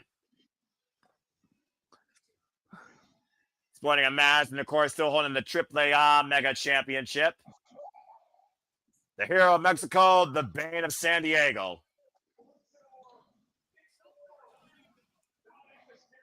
The self-proclaimed greatest luchador of all time. Right, it's not Ultimo Dragon. It's not Rey Mysterio. It's not Mystico. It's not Mil Máscaras. As he looks to regain the WWE Intercontinental Championship, being escorted by Roxanne Perez and Raquel Rodriguez, who held the Intercontinental Championship for 204 days for losing to John Cena on November 10th in Boston, Massachusetts. You know what else could have happened? I have a strong feeling that Liv is coming back tonight. Especially with Roxanne and Raquel being out there. Me too. I'm about to say. If not Liv, guys. I was going to clock Roxanne, but go ahead, Walter. If not Liv, it'll be Chad Gable's version of Grande Americano, where he screws Dom because he's going to blame him for having all these other Grande Americanos, and you're going to get like a face Americano out of Chad Gable. This is the reason why America is stupid and Mexico is even stupider. But anyway, why you're passing off a fake luchador versus real luchadores. That being said, Dominik Mysterio, of course, who won the Intercontinental Championship back at WrestleMania. Looking to make this all about him. Looking to do this on his terms. looking to have the home field advantage tonight in San Diego and reclaim this title. Again, it wasn't impromptu, by the way, too. Let's just call it what it is. He interrupted John Cena in his last show in Boston. It was an impromptu match made on the spot by Paul Levesque and John Cena. And Dominik got humbled. He lost. Now Dominik Mysterio is controlling the result here. He's controlling the rematch. So I do wonder if that plays in the challenger's favor. And again, folks, if you haven't already, subscribe to the Rage of Wrestling Walter Cruz. Follow the Big Baller Big G on the social medias. Subscribe to Mega Wrestling JJ Williams. Subscribe to Bad for Wrestling. Don't be a dickhead. Follow all of us here at the Simple Lava Studios for all your wrestling content and coverage. And in my opinion, I have to go have my vegetarian sloppy Joe. WWE totally messed up on John Cena's retirement tour. Hopefully this ending in these last 2 or 3 appearances are his best. Personally, I think they turned around since SummerSlam. And since SummerSlam and WrestlePalooza, John Cena hasn't lost a match. No. Since they gave up on the heel turn, yeah. Holy shit. Listen to the crowd before Cena music even hits. Because the last time is now in San Diego. Can you give us your old theme, please? You wish. I can only imagine what Jeff Meacham, Emmanuel and Arlene Dominguez, and Attila are thinking as they're there live. Well, I know what Emmanuel's thinking. Boo! Well, he's probably dead for all we know. Or he'll be killed after this match based on the result, I'm sure. The anticipation. John Cena's making him wait. Yep. He hasn't even. Let the crowd dictate it. Let the crowd dictate it. Again, John Cena always said it was them that are in control and have the say. Maybe they should do like a video package thing. I think they'll save that for Saturday night's main event. Yeah. Yeah, but this is a big 4. That's why I say that. That's fair. That's killing me. Right? There we go. Oh, boy. Whoa! Listen to that crowd. Why Jade Cargill makes the crowd go mild. John Cena makes the world go wild. Oh, shit. I like that shirt. The last time is now in San Diego, California. He's reaching 95 DBA. 100. Live and loud, the audience as John Cena greets the WWE Universe as he always has. What an ovation! Come on, Stu. Move out of the way, Stu. I say, you know he's got to greet Stu. Tell him, let's go to work. This will be John Cena's 2,319th match in his wrestling career. He's literally going behind the screen to the people. That's cool. It's the people that made and defined John Cena. Whether you loved him or hate him, you gave him that respect and that reaction. He must be so pissed that he has to wear San Diego's clothes, though. You know, he wants to be the Red Sox. I say, I don't think the Red Sox even are hitting this. I wonder if someone really was daring enough to collect every last time it's now shirt this year. I'm sure. PLE, I'm sure somebody did. I guarantee it. Yeah, it wouldn't surprise me. Good luck with your wallet. I got the Germany one, though, or the Berlin. You mean the Belgium one? Yeah, Belgium. Let's go to work. Well, granted, the Belgium and Germany colors are similar. They're the burgundy. Well, yeah. The burgundy, I think, is the color you're looking for. 110. That is a record, by the way. They are live. They are loud. They are real. They are proud for the greatest of all time. John 19 days. Champion. 12th career match at Survivor Series, by the way. Record 9-2 as he looks for victory 101 on a PLE. One of those two was freaking Lesnar beating the shit out of him, wasn't it? No, that was SummerSlam. So what are the 2 Survivor Series he lost then? Orton. I think Orton beat him. Yeah, Orton did beat him one time. I believe it was a one-on-one match. And I think the other one was one of the teams. He might have got eliminated. What's the other? Well, no, he did get eliminated, but his team did win. Yeah. I'll tell you all here in a moment. Survivor Series elimination, Team Angle. John Cena was first time on Survivor Series in 2003. Survivor Series eliminator followed in 2004. John Cena on the winning side. The first time that John Cena lost at Survivor Series, according to my stats here as I'm looking at them, was a triple threat for the WWE Heavyweight Championship in 2012. CM Punk beat John Cena and Ryback. I remember that. And his other loss was when he represented Team SmackDown Live in 2017 and Raw vs. SmackDown. I knew he lost an eliminator, told you. He has not been on Survivor Series since 2017. Jesus. As always, we're going to go to Alicia Taylor to echo the intro of the greatest of all time. And Big G, it would be my pleasure once that happens that you echo those exact words. As again, we are just sitting the motion here. I was gonna wear a whole Cena outfit, but I'm gonna save it for Saturday Night Shenanigans. I'm gonna find some jorts. I'm gonna go all out. Fair enough, bro. Alicia Taylor, take it away. Look at Gino. Of course. And this is for the Intercontinental Championship. Thank you, Big G. Let's go down to Big G for the introductions. Introducing first, representing the Judgment Day Boo. from San Diego, California.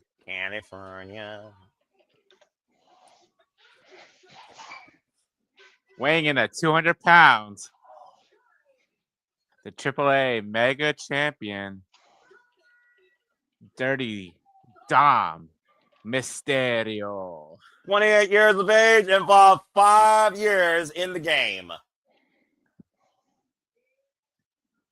Here you go, Big G. Here's your moment. And his opponent, oh God, you're putting pressure on me. No, You got this, bro.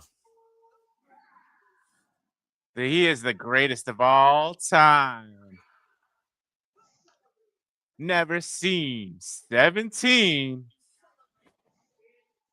Celebrating with everybody for one last time in San Diego, California.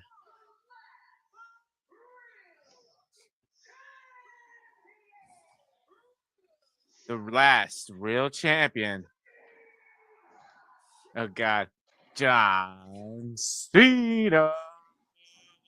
Nicely done. 48 years of age, and folks, 26 years involved in this game.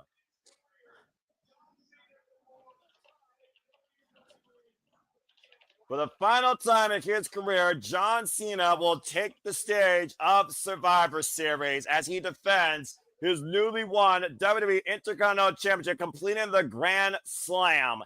A title that goes all the way back to the late, great Pat Patterson, who first introduced this workhorse championship that has taken an identity of its own in, 1979, bell rings, and we are underway as we might possibly crown the, get this, 191st Intercontinental Champion. Dominik Mysterio wins tonight. Oh, geez, that's crazy. That's a crazy stat right there. Since 1979, there have been 190 IC champions. And John Cena was Mr. 190 as he's looking for his 101st PLE victory. And shout out to Papa Gino in the chat, of course, who knows John Cena by heart and says thank you as well. And stay tuned for me and Papa Gino to not only announce the winners of this year's WWE PLE prediction leagues for the team in Galaxy, as well as bring you the statistical analysis post-show recap on the predictions post-mortem this coming Wednesday, 6 p.m. Eastern Standard Time for Survivor Series. Of course, we know the intangibles here, the tail of the tape, very similar. The level of experience in big pressure situations is hugely different here amongst the two men. But to Dominik Mysterio's point, Dominik Mysterio has really taken the WWE very quickly in his young career. And again, got the numbers here, as you saw the referee distracted, and immediately Judgment Day playing the difference maker as Dominik Mysterio looks to control the match tonight. I've said this before, I'm going to say it again. The Judgment Day needs Dom Mysterio more than Dom Mysterio needs the Judgment now. But again, does Dominik Mysterio need the Intercontinental Championship more than ever now? Seeing the tensions lately in the clubhouse, to your point, Big G, with Finn Balor, who, of course, is not even involved on this stage here and has no gold anymore after he and JD McDonough lost the Raw Tag Team Championships to AJ Styles and Dragon Lee. Yeah. No, Dom Mysterio mocking John Cena. That's one of those things, though, that Dominik Mysterio is young. He's immature. He's got too much self-absorbed moxie, and you can't play around with John Cena. Ooh, poke to the eye now. A straight right hand to the eye. And right now, Dominik Mysterio putting the boots in the corner to John Cena. Referee calling for the break. And Raquel, and a chain shot from behind. Wow. And a Chad Patton didn't see that shot, though. Shoot the half dominant back press on the far leg and a 2 count on Cena. The definition of dirty in the name Dirty Dom on full display here tonight with a 3-on-1 numbers game. And that poke to the eye really changed things here, Big G. Oh, 3 amigos. Of course, talking about much of his game. Not an echo of his actual father, Rey Mysterio, but his other self-proclaimed father, Eddie Guerrero. His Uncle Eddie. Of course, celebrated in El Paso on November 17th, looking to deliver the 3 amigos and does so. Now goes in the cover, hook of the far leg, and Cena kicks out at 2 again.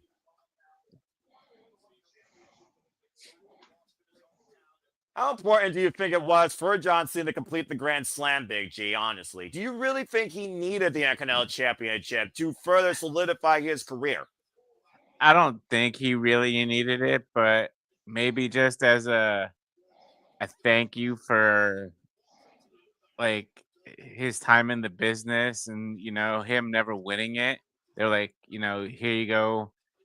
You can have a nice short run with it. And, you know, granted, say he does win tonight and beats Dom, whoever beats him on Saturday night's main event in 2 weeks' time can say they beat John Cena for the last time and won the IC title.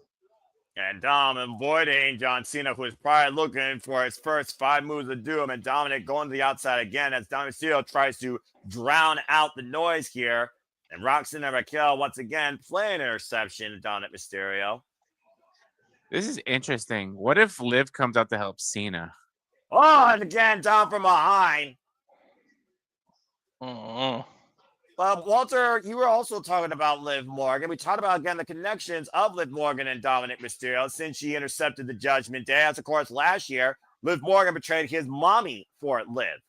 And I do wonder if Dominik Mysterio betraying Liv in a way for Roxanne Perez would come out to bite him tonight. Yeah, well, he kind of kept refusing it, so I don't know. How long We'll see. But I kind of like the Grande Americano thing. That imagine it is, we know it's the Chad Gable one of these screws, Dom. Right now, this is brought to you by Starbucks or our fake-ass luchador. But right now, Apple Orchard Hard Cider, Dominik Mysterio driving Cena hard into the apron. Bro, some of the Angry Orchards are pretty good. I know that's kind of like girly drinks, but fuck, them shits are good. I'll take your word for it. Pretty good. I'll take your word for it. I'll stick to my Mountain Dew. Thank you. My wife, I forget what flavor it is. I think it's the sour apple or something with apple. She has this. I'll be sneaking them shits from her. Of course you are. Of course, we know the title can only chance to be a pinfall or submission inside the ring. Counter disqualification means nothing. Yeah, so Cena has the advantage outside right now. Well, Dominik Mysterio, I'm sure, knows that. But again, he wants to embarrass him. He wants to dictate. What is Dom going to do? I am on the barricade. On the barricade. Oh! That turned into like almost a power bomb. Like Cena countered it. I think you're right. I think John Cena had enough leverage to take Dom down. That was a nasty landing for Dominik. Dom might be hurt for real. Look at his shoulder. All right, WWE, go back to a replay here. I want to see a replay. No, Dom is holding his shoulder. He's clutching it hard. He's hovering in pain. Well, Chad Patton right now checking on Dominik Mysterio and John Cena back inside the ring here. Roxanne and Raquel also looking on. Let's take a look at the replay to your point, Benji. Here we go. Here we go. Oh, he landed on that shoulder. That's what I'm saying. And Penta just hurt himself too. Yeah, yo, I think he's hurt for real. Cena's checking on him like, yo, I'm so sorry. John talking to Chad Patton right now to see if Dominik Mysterio can continue. The referee's call if he chooses to throw this match out. You would hate to see something like this end like that. Dude, I think this is serious. I don't think it's Oh, it might be Ray.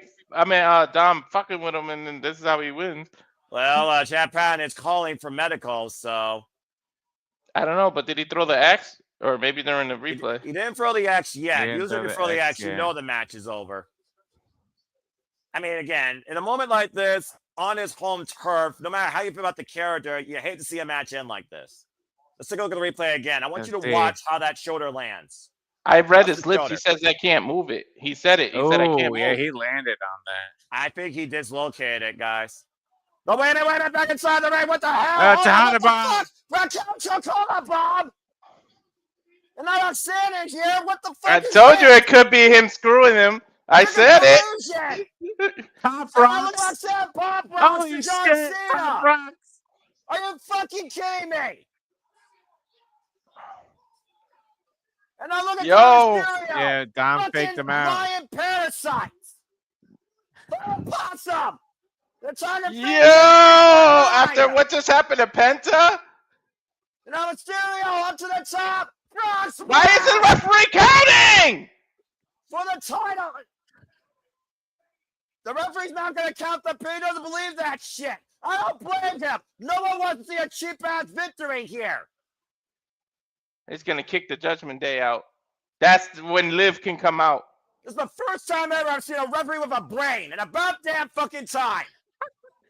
You know what? Better than these damn NFL refs, Noah. I'll tell you No what. kidding. Yo, but they screw. Have been ejected, and rightfully so. They screw Cena. Hey, who knows if he was kind of hurt and then the Raquel kind of ad-libbed that part and then he was like, oh, we could do this or something. You're not going to embarrass John Cena or Yeah, yourself he's not in this even- matter on a stage He's not like even this. clutching that shoulder anymore. Yeah, bull-faced liar. Go figure. Clear collusion. Yo, This is why I but don't- props to why I Cena don't from have a heart taking that for from you. the women. Yeah. Yeah, either way, Dominik This is Mysterio straight fought out of me. a WWE game. Yeah, literally Yeah, but the fought me ref like can't do Cena. that. The ref can't decide when not to count. No, you have to count. You got to do your job. Man, fuck that. This is John Cena's last PLE match. This ain't no regular match. About time the referee has a brain. Cena would have kicked out any damn way. We don't know that. Cena missing John Cena Here we right go. now. Here we go. Boom. Here we go. 5 moves of doom. I'm going to give it a big G on this one. Going for There's the no way they photobomb. planned him getting hurt like that. Like they Bam. kind of ad-libbed that part. Get ready either for way- the 5-knuckle shuffle. Yeah, either way, John Cena's about to pay for his sins, and rightfully so. This is the problem with America. Parents don't know how to discipline their children. Dom's about to pay. You can't. Oh, wait. Way too early. Don't You do a can't Sam, see Big me. G. That's Oh, better. you way behind us. I already got the Yeah, 5-knuckle yeah. shuffle. Oh, Bam. 5-knuckle shuffle. I I don't just care. got it. John Cena not pumping the drawers before he leads them into a suit. Got him up on the shoulders, looking for the attitude adjustment. Dominik still with the roll up though. Cover, Japan, counts till 2 count. Going And for the immediately All right, let me Yeah. know when y'all get the STF. I'm going to I just got pause. the STF. Okay. And Dominik nowhere to go in the center of the ring. Will this young man tap out on his homecoming? If his shoulder was so hurt, he should he got to the rope. Oh, Yeah, but I'll say- rope break there. Yeah, I'm sure that would have really hurt if it's actually injured. And not trying to pull him off the ropes here. And Dominik trying to hold on for Vince Brett Japan, trying to force a clean break. Oh, wait a minute. Oh, What's there Dom we doing go. here? Doing that loosen the boots thing. Pulling an Eddie here. John Pulling Cena, an Eddie though. from WrestleMania 20. And literally, John Cena, though, has the boot in hand. And drop Cena's toe not hold stupid. by Dominik Mysterio. Wise move, though. I'll give the kid credit. 619 again connects. Now going back up to the top rope. Wouldn't that be less effective if hitting him without the boot, though? I would think so, but that frog smash is just effective cover over the far leg. And kick out to Kick out. Cena. That was a Two vintage move. splashes. So Two who? 619s. And still who's not the- enough to put down the greatest of all time. So okay, Eddie. He's doing tributes to Eddie. What is Cena done? Because every match Cena has been giving away to his old opponents. Well, I'm about to say, you had a time capsule of TNA versus WWE and that phenomenal encounter with AJ Styles that Cena won at the last PLE and Crown Jewel. So, jury is out. Maybe Kurt Angle. And right now up in the shoulders, going back to a faithful. And a few into the judgment connects. Cover to the 1, chain and Cena. 2. No! Oh, Yo. 2 count. I know people kick out of the attitude adjustment, but that says something about Dom being able to do it. Digging down deeper than ever before, Dominik Mysterio in the most important match of his career, I would argue, Big G, surviving an attitude adjustment for the time being. Yeah. Crowd chant, this is awesome here. Capacity crowd in Petco Park in San Diego. This is Survivor Series War Games. We're witnessing the war for the final time. John Cena looking to be Big Match John and leave with the gold here at Survivor Series 2025. The last time is now, of course, will be the last time officially here in this city, as he has one date, one match left 2 weeks from the day in Washington, D.C. Of course, the prestigious Intercontinental Championship that has led to so many incredible world champions to follow through in WWE. We finally have seen a referee with a moral compass. And it took him freaking 26 years to find somebody with half a brain. At least for one night. And his name wasn't Earl Hebner. And a shoulder There we go. Shoulder tackle again. I was saying, oh no! Oh, ref bump. All right, we're getting somebody. Somebody's coming out. Shit. We're getting Liv or somebody. What's that in the ring? Sunglasses. I'm about to say. Oh, Raquel's glasses. Yeah, I'm about to say dropped whole hold though, and again, Dominik Mysterio nowhere to go, center of the ring, but there's also no. All right, come on, official. Charles, run, Yeah, Charles, Charles run. Robinson, get those legs running. Oh wait a minute, Oh, a fuck Judgment man, Day. Finn Balor and Jamie McDonough. Judgment Day. Cena's gonna have somebody help him. Oh, we saw who, of course, worked with him on Monday Night Raw. One of those men's injured, of course, Sheamus. Yeah, Sheamus got hurt. Yeah, Somebody's of course, gonna he help got Cena. left I'm telling you. dormant. Well, who's gonna help him against the Judgment Day, though? Here, Joe Hendry. No kidding. I'm about to say you said his All right. name and you actually think he's going to appear. That would be the Adam shocker of the night. Copeland. Copeland, you fucker. I'm kidding. And right now, JD and Finn Balor, what the hell is this? JD with a moves on the knees. And Finn Balor couldn't grow. John Cena gets out of the way, though. John Cena's been finding the odds the entire his career. Oh, Squats God. in the We corner to JD gotta and get Finn. Super Cena one more time. No way. There's no way. John Cena, Of come course. They weigh what Big Show weighs combined, and he did this to Big Show and Adam. on. Well, fair enough. He's got two men up on his shoulders. Up in the front lines. JD and Finn is your Judgment Day. Holy He's not the same. But he did that when he was in his 20s. He's in his 40s now, damn near 50. That took some shit out of him now. Why you think he's still out and out in the middle of the ring? Yeah, but he's in perfect position for the damn frog splash. Dominik Mysterio literally trying to get back up to his feet, grasping a hold of the gold on that podium, trying to reclaim what was once his. You can't do the Eddie because if John Cena gets disqualified, you lost. You know? I mean, I'm you very aware of that. won, but you don't win the title. Yeah, how will that work out in Boston, Massachusetts? If anyone knows Eddie Guerrero better than Dominik Mysterio, it's John Cena. Of course. And of course, right now, though, with no official, it does allow Dominik Mysterio to use that belt as a weapon. The crowd's telling him, and he's saying, what? And right now, Dominik Mysterio lying in wait in the championship, clean a miss. John Cena got Dominik Mysterio up the shoulders again. Attitude adjustment. Charles, I'm telling you, Charles is coming. Charles is coming. Charles is coming. But somebody get the fuck out here. You got Liv! Called it. Liv Morgan. Shit. Damn, me and Big G called it. Liv Morgan! Telling you she's gonna screw over Dom. Yeah, Now- yeah, shit! I feel like she is. You might be right, Find Big me G. a river. Liv Morgan is back. Come on, mine's like buffering now. Oh, and look at Liv and that smile on her face, the Dominik Mysterio. Damn, Liv look good. And she came Oh, back look at fast that. from her injury. Yeah, Yeah, she's about to gonna say. screw Dom. You're right. We'll find out here soon enough. It's kind of Yeah. too obvious. It's starting with a kiss like here. Oh! Payback behind- is a bitch! I'm behind you guys, so hold on. It's kind of too obvious. Is she gonna kiss Cena? I mean, it's You not the better first not. time John Cena kissed a different woman. No, he's married Oh, now. called it. Oh, sorry, I'm behind, guys. Yeah, that's all good right now. Yeah, she's Oh! hugging Cena. She better not kiss him. He's married now. I mean, to be fair, Liv Morgan was probably a giant John Cena fan. She's got that look though. She's got Cena's look. Oh, bro! I told you she had Cena's look when Cena went Fucking heel. collusion again! Tiger fake kick! 619 belt to the face! I said at the beginning, Liv was gonna come back. And Diamond Mysterio, Emphatic Frog Splash. He's still gonna kick out. But the official chat patent 5 in front in. Not like Oh shit! Yes! Yes! Thank you, Dom! Liv Morgan screwed John Cena. Yes! Why am I cheering this? Somebody got screwed. Let me go, Lion. That's fine. Give me a fucking break. This is the problem with the adolescent community of America here.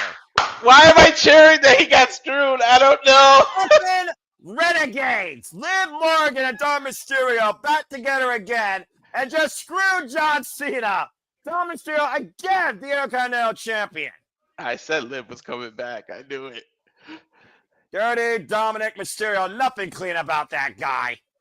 Look, all I have to say, for whatever it's worth, Eddie Guerrero is looking down smiling right now at the shit they pulled off. Because that is classic Guerrero shit. Yeah, you're not wrong First there. feigning the injury, then the swerve with Liv. Classic Guerrero heel tactics. Eddie is looking down at his son, smiling proudly. Now, is Liv gonna beef with Roxanne though? Don't know, don't care. Only thing that matters right now, Dom Mysterio's got the biggest win of his WWE career, and he got his lady back. I love how they never did it though. thought I would be so happy to see Liv Morgan. I was gonna ask you, but I love how they did it because Liv gave the Cena face during that hug. He did. Yeah, literally. And that emphatic low blow that turned the tides of WWE this year back in February becomes John Cena's karma in November at Survivor Series. A third emphatic frog splash. Dom Mysterio is now a 2-time WWE Intercontinental Champion and has beaten John Cena in his final true premium PLE match in his career. And this is also a little bit of a throwback in Dom's storytelling, because remember, he lost the NXT North American title to Trick Williams and then won it back like a week or two later. Yep. He lost the IC title to Cena and won it back like 2 weeks later. Well, revenge of the bitch, apparently, and her name is Liv Morgan. Dominik Mysterio, once again, WWE Intercontinental Champion. Damn it. I just had that feeling Liv was coming back. I don't know what it was. Well, you nailed that, Flot, Nostradamus. And fuck you, Dominik. Doggone it. Ah. I like how Cena's like, fuck it, my last PLE, I'll go with the loss. I love that Cena can do that. That's because he's always been a class act, unlike Dominik Mysterio that doesn't even know how to spell class, probably. Damn, but Cena, you ain't got no friends. Noah. Nobody can help you when the Judgment Day is jumping you. For real, like half the locker room is your friend, Cena. Like you couldn't have somebody come out and run interference. Right. Shit, Stu should have came out and hit somebody with the camera. Stu would never do that. Stu would have all to do that. Either way, John Just Cena, as payback for the act. mini stew on Raw. Right. Crowd chant, thank you, Cena. As of course, this was the last time. Now in San Diego, as Dominik Mysterio reclaimed his Intercontinental title. That's only a few minutes. Wait till fucking Saturday Night Main Event. They're gonna let Cena in that ring for like 10 minutes of just getting cheered. Well, and rightfully so. Again, no matter what your feelings is about John Cena, he has been the most class act in the WWE the last 2 decades. I wonder who that kid is. Did he win some kind of competition or something? No, that was Nick Khan's kids. Nick Khan. Oh, was it? Khan always sits in that spot, all right? You always know that's Nick Khan's spot.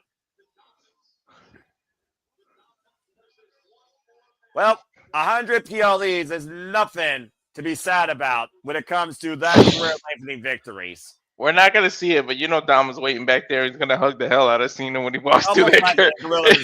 Either way, thank you, John Cena, and we'll see who faces him for the last time in his illustrious career 2 weeks from today at Cyrus Smith at Washington, D.C. 1 match left for the greatest of all time. From the bottom of my heart. You know, there's going to be that season 3 of that Netflix thing. We're going to see what happened backstage next year. Yeah, Oh, W yeah. Unreal season 2. In the meantime, thank you, Cena. Oh man. Well, Can we all get all right? Everybody good? Everybody's Mhm. emotions out. Yeah. I'm decompressed. Again, this has been WWE Survivor Series War Games. Only 2 matches left. Believe it or not, folks, we have Nikki Bella versus Stephanie Vaquer. We have the men's War Games. Of course, that will close tonight's evening. And then we'll take a short reprieve, of course, before the Renegade Wrestling JJ Williams resumes his hosting duties on the Big Mario Conversation of Wrestling Mass Stash Shenanigans. Then we'll, of course, see you all later next week for Ring of Honor Final Battle, Dead Team Predictions, Post-Mortem, and so much more. As, of course, the non-stop coverage of content continues here at Survival Studios. We'll also be back here next week, Wednesday, continuing coverage of AEW for the Continental Classic, that and then some. As we get ready for La Primera Champion of Champions, Stephanie Vaquer defending the Women's World Championship against the fearless Nikki Bella. After this commercial break, fuck streaming services. I'm laughing because we might as well start shenanigans during this, man. We already know what the fuck is going to happen. Like, this is the most throwaway match there is. Shenanigans, the definition of the night of that bullshit. Ugh. I'd rather be risking money at a blackjack table in the casinos. I'm sure most of these women will be doing next year at WrestleMania at Legion Stadium. Now we know who the VIPs are according to that poster. Do they all deserve that spot? You be the judge. Either way, we'll be coming WrestleMania next year, folks, when we once again double down in Las Vegas. Stay tuned for more on that. Of course, in the Super Reliable Studios. We once again go to the City of Sin for the greatest in entertainment, WrestleMania 42. You know, I actually never watched this commercial. I heard it happen. I didn't watch it. It happened last night. That literally happened last night, and I'm not surprised who's on the freaking banner and who's at the table. Well, and I'm Liv is right there at the end of it, so they kind of telegraphed her return. You all knew, pretty much these trailers are like, you kind of know who's going to be there, and then you got the extras. Everybody team on April 19th, folks. Stay tuned. Shout out to the 120 people that are watching us, by the way. Oh, yeah, thank you. Woo! Good Lord. Well, anyway. We're not just on Walter's X account. We're also on the Simply Reliable Studios X account. Oh, okay. Well, there you go. Nice. With that being said, let's go ahead because there are people that do care about both Stephanie Vaquer and there are those that do care about Nikki Bella. So let's go ahead and show a little bit of respect and kind of give people a bit of a outlook on how we feel about both these women and this championship. Because coming up next, it is Stephanie Vaquer versus Nikki Bella. Of course, Stephanie Vaquer won this title against Io Sky at WrestlePalooza. For a little while, we thought her and Nikki, they were friends. And then we saw what happened after Stephanie, of course, retained the title against Raquel Rodriguez and also beat Roxanne Perez. A little bit of tag team turmoil. And, of course, Nikki Bella came to Stephanie's aid, avoiding a 2-1 beatdown. And, of course, cracked Stephanie in the face with the title. Nikki Bella looking to remind us once again why she should be the one we should be thanking for this women's revolution, as of course she led the Divas era. But of course the term diva doesn't matter anymore in WWE, in my opinion, as she looks to show she can hang in this current locker room. So justifiably, does anyone want to give Nikki Bella anything going into this match towards why we think she has a chance in hell and why you think she believes she has a chance in hell? Go ahead. A snowball has more chance of not melting in hell than her winning this title. Look, I'm going to say this. Go for it. While I do not believe she is going to win, nor do I believe anyone in this room believes she's going to win. Nope. I am going to say that all it takes is 3 seconds. And I am going to say that we've already seen one hometown favorite win this evening. Nikki and Brie, both born in San Diego, California, now residing in Arizona, of course, but another San Diego native. It's not out of the realm of possibility, but it's highly unlikely in all likelihood, as Aaron would say. Quote unquote Aaron Riff. And of course, you can stay tuned for Aaron Riff's recap following Survivor Series. After Survivor Series War Games concludes, say yeah to no DQ. And of course, the last time that Nikki Bella had a singles match here for a title was when she, of course, challenged Becky Lynch for the WWE Women's Continental Championship at Clash in Paris, and she lost out on that in about 13 minutes. Auska also previously beat Nikki Bella as well as Roxanne Perez. Nikki Bella has not had a singles win since July this year. So she's due. So there's also that factor going into things. And of course, the Dark Angel of the ring of WWE, Stephanie Vaquer, current WWE Women's World Champion. As I talked about, of course, we've seen her career development a little bit over a year ago when she came into WWE, part of NXT, making history, becoming NXT Women's North American Champion, and going on to beat Julia for the NXT Women's Championship, holding on to both titles before she shortly went up to the main roster. To think that this year Stephanie has not even been on the main roster, guys, for even 8 months, and finds herself in this spot since coming off that win at WWE Evolution. And of course, things changing with Naomi's pregnancy. Stephanie's got a lot to prove here because this is also familiar territory for Nikki Bella. Stephanie has not had this type of level of pressure on this stage yet, holding a main roster. Let's call it what it is. Main roster world championship, let alone defending it on a PLE. Yeah. No, don't get me wrong. I'm not saying Nikki doesn't deserve it or won't ever get it, and just not at this stage. It's too early in Stephanie's run. Right. Well, I mean, again, the Intercontinental Championship, John Cena didn't have for more than 20 days, and we just saw that change. Mid-card versus world aside, as JJ said, it literally only takes 3 seconds. Let's not forget, in less than 15 seconds, Nikki Bella once won the Divas Championship off AJ Lee with a kiss of death by her sister and clogging her in the face. But what pisses me off is, what has she done to deserve this title shot? If you were going to make her the number one contender, how about bring her back and give her some wins? Not be under Stephanie, not win anything, turn on her, and because you turn on her, you deserve a title match? Like, where does that come out of though? Like, when has that been a rule? The pride of the champion that sometimes calls their shot. If you want revenge, I'm willing to put the town on the line because you want what you believe that you want and you believe you can get it. I'm going to prove you wrong. It comes back to the pride of La Primera, Stephanie Vaquer. To your point, Walter, here's another fact for you. It was a clot fist to the face of Stephanie that caused Stephanie Vaquer to defend her NXT Women's Championship against the WTF Woman of the Year, Jessie Jane, and Jessie Jane beat her that night. 2-time NXT Women's Champion. Don't fucking remind me.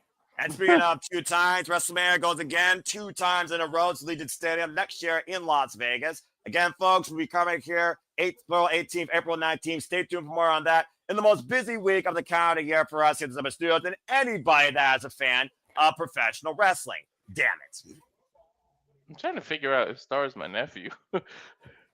Zane, we got a bot in the chat? A good bot for once? No, I think it's my nephew, but I'm not sure. All right. Well, hey, respect and welcome to the chat. Again, figured everybody that is tuning in. Again, whether you're tuning in for the first time or you continue tuning in with us, again, we do this for all the biggest shows, PLEs, previews across all things wrestling. Shout out W fam. WWE, NXT, AEW, ROH, TNA, Independent Promotions, to HOG, GCW, JCW, New Japan Pro Wrestling, and so much more. We have so much in store for you in December, including full coverage of the Continental Classic. I like that they're playing with the toy. I like what Wade said last night. He was like, I think Chelsea has, or Corey said she has more respect than to be with someone who plays with toys. And we all know that Matt's her husband. It was like the funniest shit ever. I don't know why I found that line so funny. Because some people never grow up. But anyway, that being said, Nikki Bella trying to grow into a women's champion versus a Divas champion. Still kind of nice. You're looking at a very exclusive, immersive experience at the Cosm in Los Angeles, also available in Dallas, Texas. That really brings you up front into the action. And of course, War Games official themes to the late great Ozzy Osbourne. Shout out to Black Sabbath War Pigs off the album Charity. And of course, donations are being made to the some sort of Bill Palsy, I think, foundation based on who buys that song right now. Yeah. Rest in peace, the heavy metal legend. Oh, man. He knew he was going out. He went out on a he was like, I'm not going to take the medication. I'm going to do this one last concert. I don't give a shit about consequences. Well, I mean, why would you sedate something that is inevitable, in my opinion? Why would you just rather be, taken home when it's your time, Seriously. Yeah. As JJ again will join us after this match, we get ready for the WWE Women's World Championship. Here comes the leader of the Fearless Army, Nikki Bella. You can look, but you can't touch. She's wearing all black. Yo, Look, fans, y'all I'm need to keep that in mind, by the way, when you're at autographs and signings and shit, because y'all need to stop disrespecting it, women and ruining it for those that do respect it, like us. Because then you got women that don't want to freaking meet fans and shit because y'all do shit like that. Well, unfortunately, the world is a fucked up place. If there was a button to eradicate the stupidity and the evil and the toxicity and immortality in this world, I would push it in a heartbeat. That being said, Bella gone bad as I look to erase half of the world's population that is beyond stupid. Nikki Bella is looking to erase the current reign of Vaquer as the WWE Women's World Heavyweight Champion. Of course, returning to WWE after 3 years, as we saw in this year's Royal Rumble, after her last match was involved in WWE in 2022 in that Women's Royal Rumble match. The last time that Nikki Bella was involved in a Women's World Championship match was against, you guessed it, Rowdy Ronda Rousey at Evolution. Yep. Haven't heard that name in fucking forever. Considering it was Evolution 2018, and here we stand 7 years later, Nikki Bella on the opposite side of things, looking to become a champion. How time really changes us. I'm glad she's able to just come back and go out on her own. Like, I hate when injury dictates somebody's career. Considering she almost became permanently handicapped, that I will agree with. Nikki Bella is 42 years of age, has been involved in this business now for a better part of 18 years. Jesus. Like, when you say those facts, Noah, it just like, I was like, Makes you feel so old, right? it makes me so old. Well, again, man, time's a crazy thing. I remember Twin Magic and all that. They debuted back in like 2008, I believe, if I'm not mistaken, on Correct. When SmackDown. both Bella twins were pulled out of the ring, we learned that the Bellas were two of the same people of the family. And here we have the Dark Princess, the Dark champion Angel. of champions, who's one of a kind, La Primera, walking out of a tunnel from hell, looking to exact her wrath on her former so-called friend, Nikki Bella, showing her exactly who she is.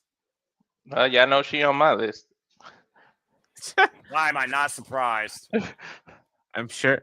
I can't remember if we made this joke or not with you, Walter. I can't remember, but like, instead of Jericho's list of 1,001 holds, we got the Walter's list of 1,001. Yeah, I'm gonna put it out there. I should tweet Jericho and ask permission. Well, why don't you put this out here? Vaquer is the winningest superstar in 2025 with 27 wins. Of course, not only this year's Battle Royal winner from Evolution, now 70 Days Women's World Champion, she is also this year's Crown Jewel Women's Champion. Yes, she is. I think a total this year, she's only lost like 5 or less matches. When she lost to JC Jane, and I think one of the triple threats, I think that's all she's lost. And you'll be correct. Of course, La Primera, Vaquer, the current WWE Women's World Champion, is going into her second defense tonight after beating Raquel Rodriguez on Monday Night Raw on November 10th. And then, of course, getting clocked by Nikki Bella and being coursed into this championship affair, looking to prove a point against this former leader of a Divas era. I know who's a winner no matter what you said, and that's Miles Bourne. And of course, Miles Bourne earned the opportunity to be part of the Iron Survivor Challenge. And we, of course, will cover that here at Studios. Well, they will. Of course, at NXT Deadline. So stay tuned for more on that.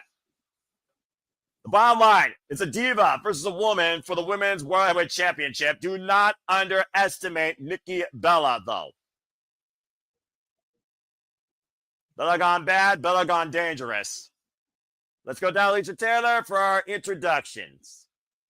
And Fred DeMore, hope everything's good with you. This show's been very good so far as we get ready for our semi-main.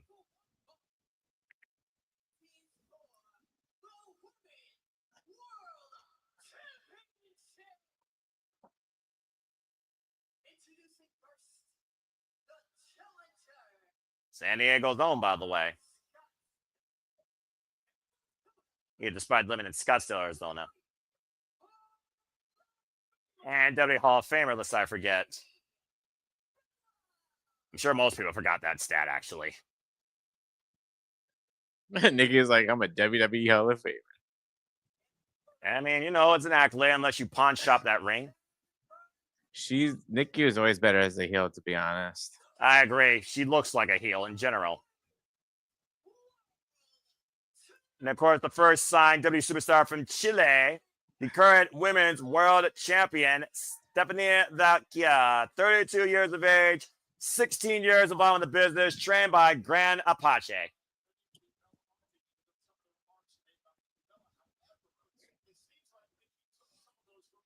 It's also one of those things that Nikki Bella has taken a lot of grief, a lot of negative remarks towards the fact she's involved now in WWE, and has used it for her own fuel, I would say, Walter, to empower her to push herself harder and shove it down our throats that I was a trailblazer for this business at one time, and I could do it again.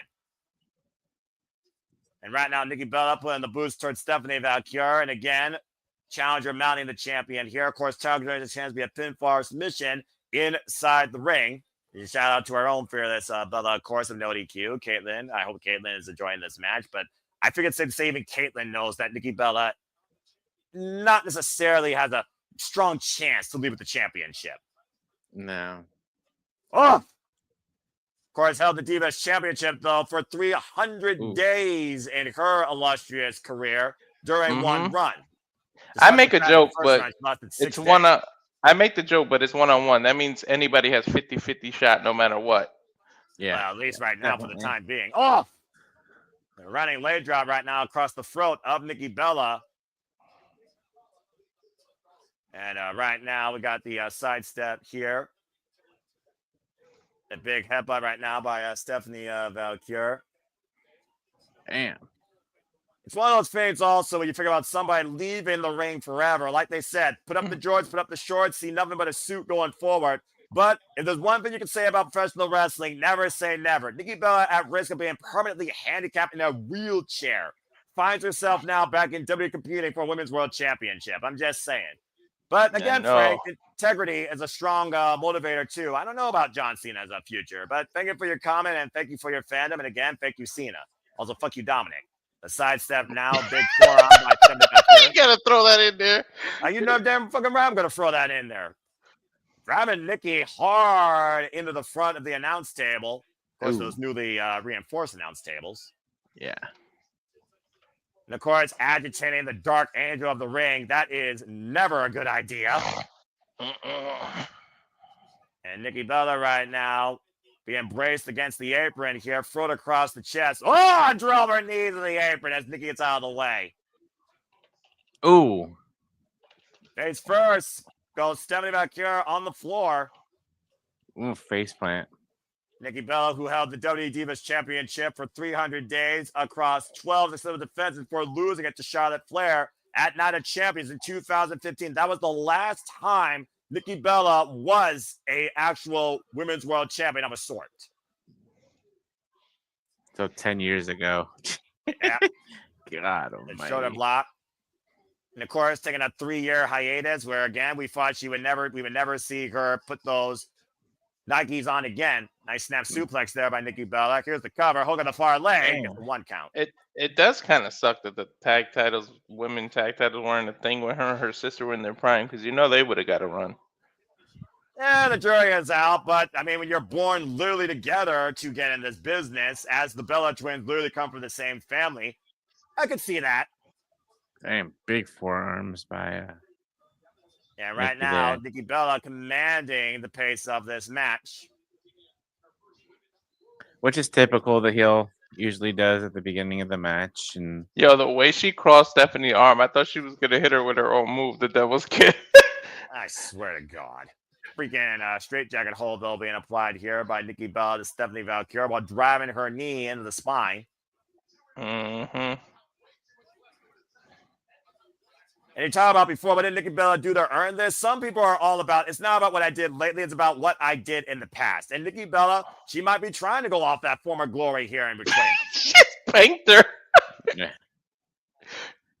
Ooh. Yeah, I'm really kidding. yeah, about to say, toying with Stephanie Vaquer, not a very smart decision. And thank you for that, Frank Demon Dome.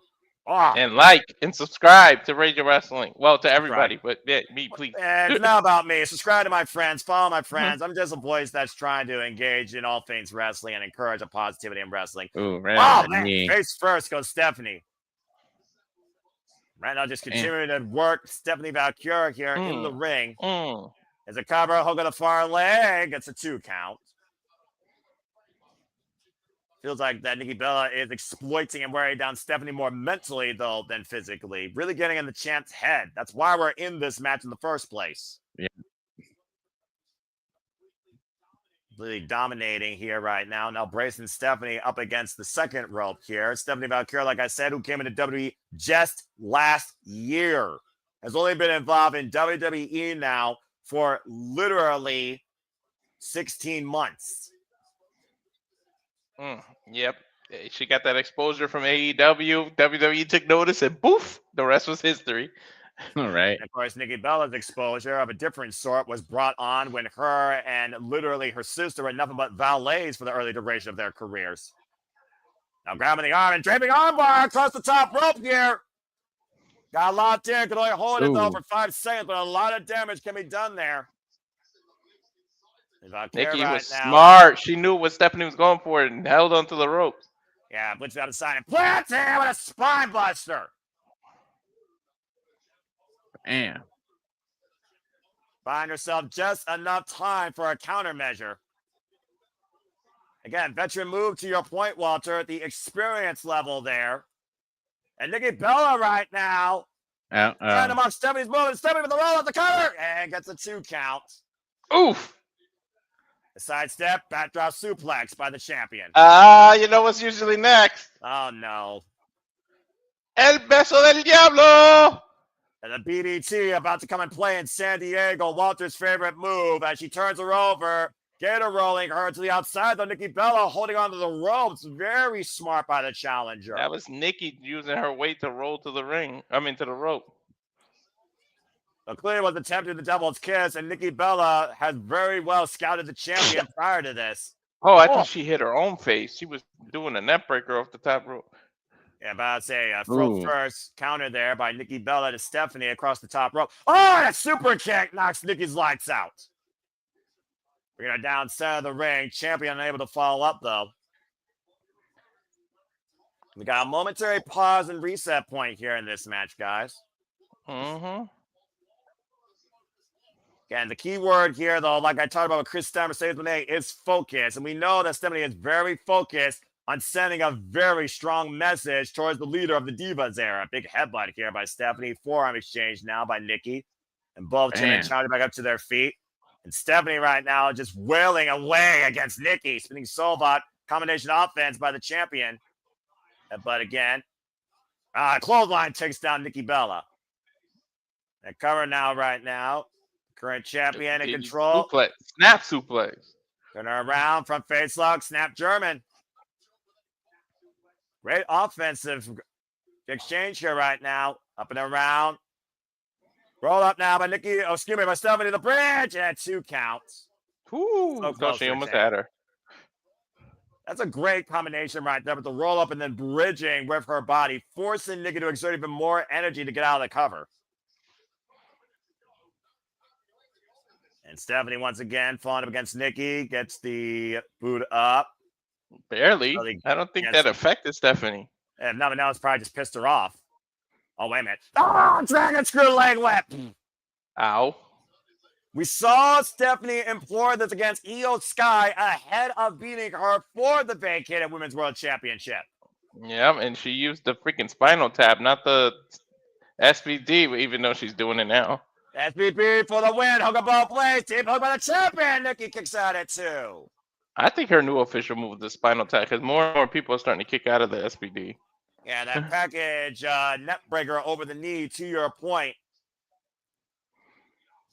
Past the crowd here at Petco Park for Survivor Series in San Diego for the WWE Women's World Championship. Stephanie Vaquer, the 32nd champion in this title's illustrious history, since it evolved from being, of course, the SmackDown Women's Championship in 2016, first won by the man, Becky Lynch. Yeah, Nikki had that scouted. And again, getting out of harm's way, and Stephanie again with the follow-up. Now splitting both legs. What is Stephanie looking for here? Scouting Nikki Bella and running with the Meteora.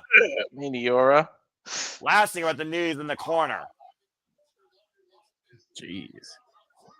And Nikki Bella might be woozy, to your point, Walter, for that. No, Nikki able to scout it, sends Stephanie hard face first from the top. That'll break a nose. Oh, Oh, that's new from Nikki. Launcher itself out of the corner with that kick. Now hooking Stephanie about cure up. What is Nikki looking for a cure up? And the fireman's carrot. You got to be kidding me. Oh, TKO! Too close to the ropes, I bet. Wow. Starting their leg into your point. The far leg under the rope.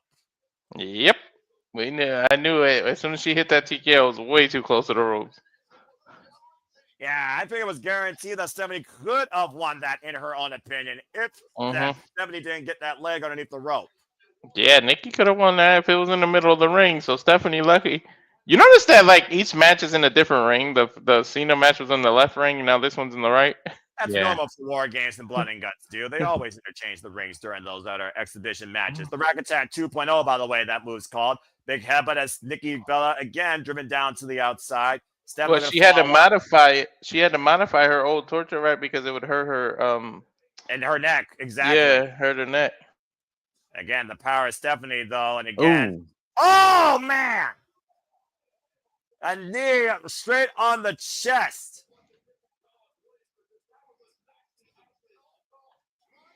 Driving the air out of Nikki Bella here. Now Stephanie's putting Nikki on the table. Uh-oh. Is she going to do the devil's kiss on the table? Oh, she's going to do the devil's kiss on him. Give it to me. Give it to me. Give it to me. Oh, God. I mean, again, the 10 count's in play, though. They got to be aware of this. Wait. Oh,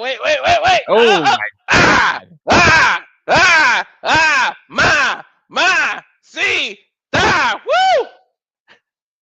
Are you okay, Walter? Yeah. Walter's going to have a pulmonary embolism. Bloody hell. Referee count up to 5 with the BDT done multiple times on the announce table as Stephanie needs to get the challenger back inside. So I don't think the champion wants a count out here. Bringing the refs count at 7. And now Stephanie in firm control. Ooh, slapped to the face by Nikki. Yeah, Nikki, ever resilient, ever fearless. Ooh. And now back in the ring, Stephanie with a receipt of her own, turning Nikki sideways. Backdrop suplex to the leader of the Fearless Army. Now doing it in the ring. In the ring. And again, in trouble here. Again. Oh, good grief. Look at Bella right now is beaten and ragdolled here by the champion at this point, Big G. Yeah, she is. And now Stephanie calling for the finisher here. Wants to finish off Nikki. And again, you called it before, that beautiful corkscrew moonsault. Nikki in the drop zone. Connects. 2 and 3. Stephanie retains. You got that one Bella fan in the crowd, like, oh my God, what just happened? Why? Let's not pretend like she doesn't have an army of fans. Damn right. Oh yeah. Nikki Bella tried to take it to the champion, but Stephanie Vaquer prevails here tonight at Survivor Series in fine fashion. Once Stephanie Vaquer got the gas going, she did not let up on the throttle. No. Congratulations to La Primera. Stephanie Vaquer, still WWE Women's World Heavyweight Champion. But I was saying, that was the closest, I think, that Wade Barrett and Michael Cole saw the Devil's Kiss firsthand. I couldn't imagine what's going through their minds. Oh, God. I couldn't imagine me seeing that in person. I might have a heart attack. Walter, you're a married man. Oh, doesn't mean I'm blind. That BDT, I like to call it, literally trapping Nikki Bella's head in between her legs and just driving her face constantly to the canvas, followed up by a beautiful corkscrew moonsault, spiral tap, phenomenal fashion for the finish and for the Has she given that a name yet? I don't think so, actually. I call it effective as, again, instead of secures the win. Yeah. That's all that matters. Another notch, and the Dark Angels rise to heaven. Still WWE Women's World Champion. Well, her other move's the SVB. Might as well call that the SST or SSP, spinal tap. Stephanie spinal tap. I mean, for all you know, you might give WWE ideas. Either way, Nikki Bella falls short against the leader of this women's era. All right. Well, we got a break. Time to bring JJ back in. Yeah, go ahead, because of course we wait for our main event here. And again, thank you to everybody that is tuning in. JJ, your solo thoughts on that women's match? It was a match. That's all, folks. All right. That being He had said, more fun by the way I did the actual match. Legit. I'm sure he was laughing in the background as I was just focusing on the monitor. Then again, I was looking at that too, and I'm just like, holy fuck. Anyway. Ah, good grief. Yeah, I was with Walter doing the Booker T. Of course. Why am I not surprised? Anyway. The New Day are reduced to making infomercials. I'm about to say, who's more relevant here? Oh, that's right, Big E. But who is more relevant than that? Big G. Again, if you haven't already, subscribe to Big G. Follow him on the social medias. There you see them right there for great content. That might involve cats as well. An American original, non-Aussie wannabe. And, of course, the Unleashed Moment of the Night brought to you by Survivor Series War Games here. As, of course, we get ready for our main event, where, of course, Team Rhea Ripley won the Women's War Games. And Liv Morgan, that freaking no-good two-time and backstabbing piece of freaking return home to Dominik Mysterio and cost John Cena in his last premium live event match ever with an emphatic low blow, as Dominik Mysterio is now once again two-time WWE Intercontinental Champion. And, of course, we just saw Vaquer retain the Women's World Heavyweight Championship against Nikki Bella, as the only thing left here is the Men's War Games. And again, thank you to everybody that's been tuning in, whether live for the first time or continuing, as you, of course, make this possible to continue for the passion to pursue and the content and the coverage continue forward. Again, we do this all for you. Please subscribe, comment, tell a friend. At the end of the day, we do this for the love of professional wrestling, damn it. Is there one more match to go, guys? And it might as well be called an all-star affair as we get ready for the Men's War Game match. Dangerous Alliance 2.0 versus Team Who Knows What the Captain Is. And, of course, we talked about, we'll be back here in 2 weeks from today, Saturday, December 13th, where the winner faces John Cena in his last match. In the last of his now tournament, we are down to Jey Uso, Solo Sikoa, L.A. Knight. Yeah. And the Ling General Walter, a.k.a. Gunther, for those that followed modern-day WWE. With his old theme back. I do appreciate that. Which, of course, will be Solo Sikoa versus Gunther and Jey Uso versus L.A. Knight. And, of course, the winner of those two matches will go on to face each other in the finals, determining who faces John Cena in our nation's capital, Washington, D.C., Saturday, December 13th. You guys noticed that Liv's pants was like a throwback to her Riot Squad days? Yeah, well, I'm about to say, she's always willing to start a riot. Speaking of a riot, it doesn't get more of a riot than this all-star lineup. As we get ready for our main event, time to go to war one more time. It's the Men's War Games match after this commercial break. Fuck streaming services.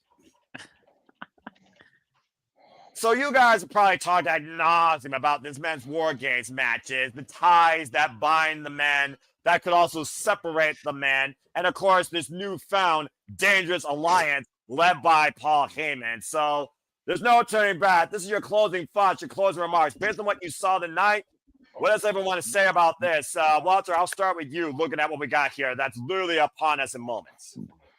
I'm looking forward to it. It's going to be a good match. And I'm thinking since the babyfaces won the women's match, I think the heels are going to pull this one out.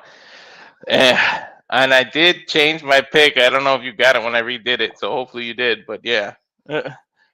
I'll go ahead and take a look. And, of course, JJ, again, talking about the evolution of War Games, going back to WCW days, as the American Dream, that's the Rhodes, baby. Now the American Nightmare believes he's leading his own militia into War Games here, but that moxie might come back to bite him in the ass. What do you think about this?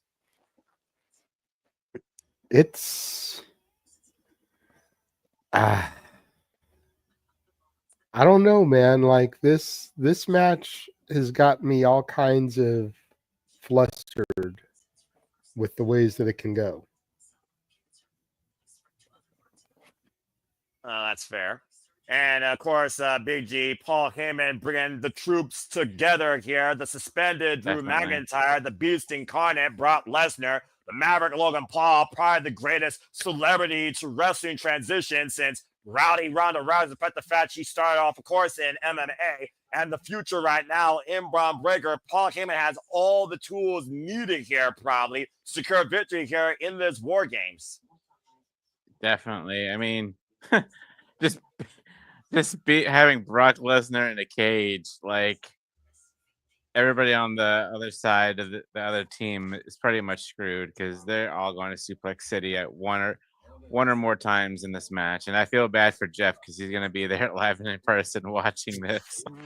He's got to get freaking post-match, you're going to get freaking post-traumatic stress disorder dealing with freaking Brock Lesnar. Well, at least he's not doing it to John Cena. And Walter, by the way, you went with Team Paul Heyman. You picked Jey Uso and Braun Breaker to kick things off. And again, folks, Team Heyman has the advantage. The heels come in this time with the advantage. We saw the baby phase with the advantage, the women's War Games. They won our opening contest here. At the forefront, you can think this is CM Punk versus Paul Heyman. Roman Reigns versus The Vision. Cody Rhodes versus Drew McIntyre. And then there's the Usos and Bronson Reed and Logan Paul. Of course, Logan Paul and Drew McIntyre won a tag match this past Monday Night Raw against the Usos to secure the advantage. While Roman Reigns is here with what used to be in his bloodline, why he told the other two men who claim to be captain to figure this shit out or follow his example. At the end of the day, you need to have one general with the battle plan, and you need to trust that battle plan if you're going to win. If egos get involved here, this will definitely be the Vision's night, in my opinion. Exactly. So let's go ahead and talk strategy. As we know that the advantage is in Paul Heyman's side, I'm going to go down the line here and talk again to you guys. Who do you think is the greatest person to endure this? Again, battle of endurance all the way from start to finish. Who do you think should be Paul Heyman's starter? Walter, I'll start with you. In all honesty, I know I didn't pick him, but Logan's got youth on his side. I would go with Logan. I think he could take it more than anyone. And Logan surprises us all with he always pulls some crazy shit on a pay-per-view, some crazy move, whether it's with a drone or holding his camera. He always does something impressive. So let's not sleep on Logan. I hate that everybody just hates on him. Well, I mean, some would say it's justified, but again, when it comes to athleticism, like Mercedes Monet, bell to bell, you cannot argue with his psychology and his in-ring work. Even I can admit that. You and I have talked about that verbatim. JJ, looking at the CM Punk, who's the captain, Cody Rhodes from Reigns' side, who you think would be the best person to send the battle first on team whatever captain? I've got Jey Uso.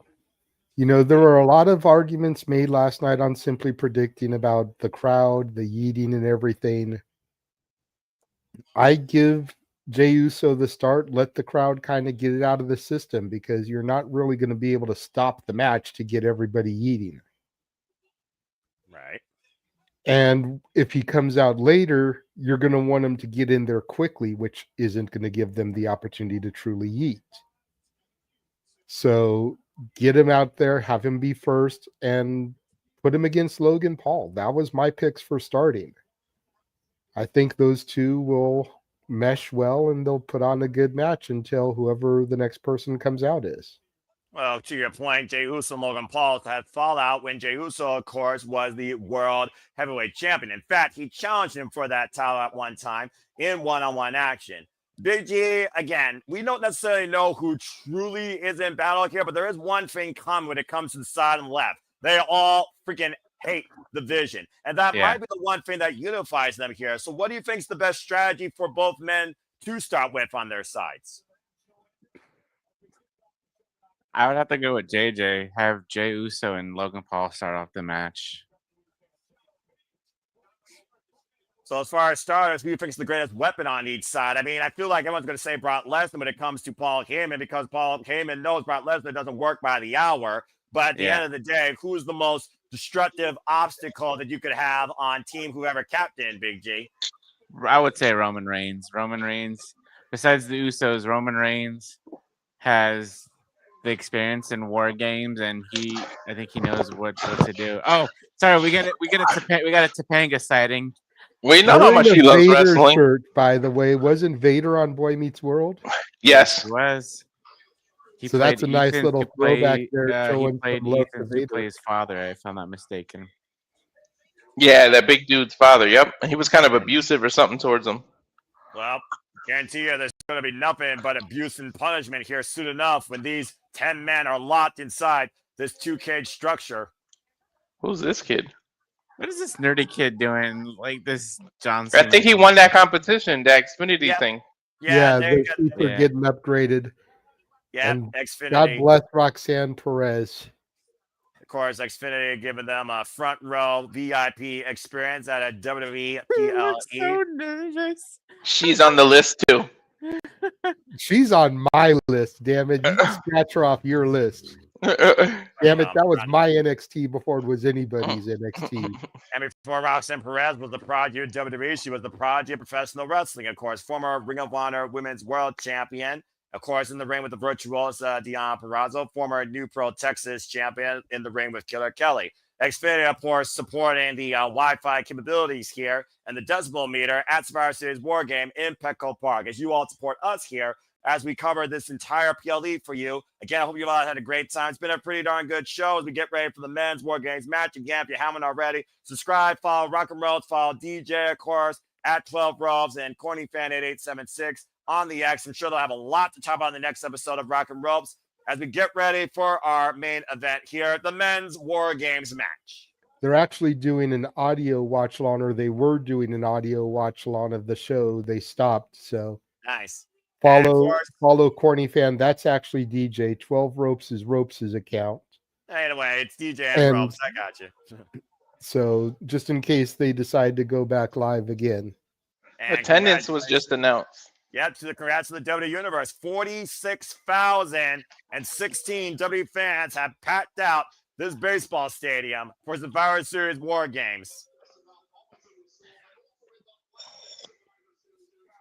I wonder how that compared to the World Series. I'm not sure. The people that come to Padres games. I heard that ding. That's more than people go to the Padres games. Even I understood that reference. I don't watch baseball. But that being said, of course, you can stay tuned for Aaron Ritz recap immediately following Survivor Series War Games here on NoDQ.com. So that being said, Big G, Walter, and Simple Studios, Watch Along Community, are you ready to go to war? Let's do this. Oh, boy.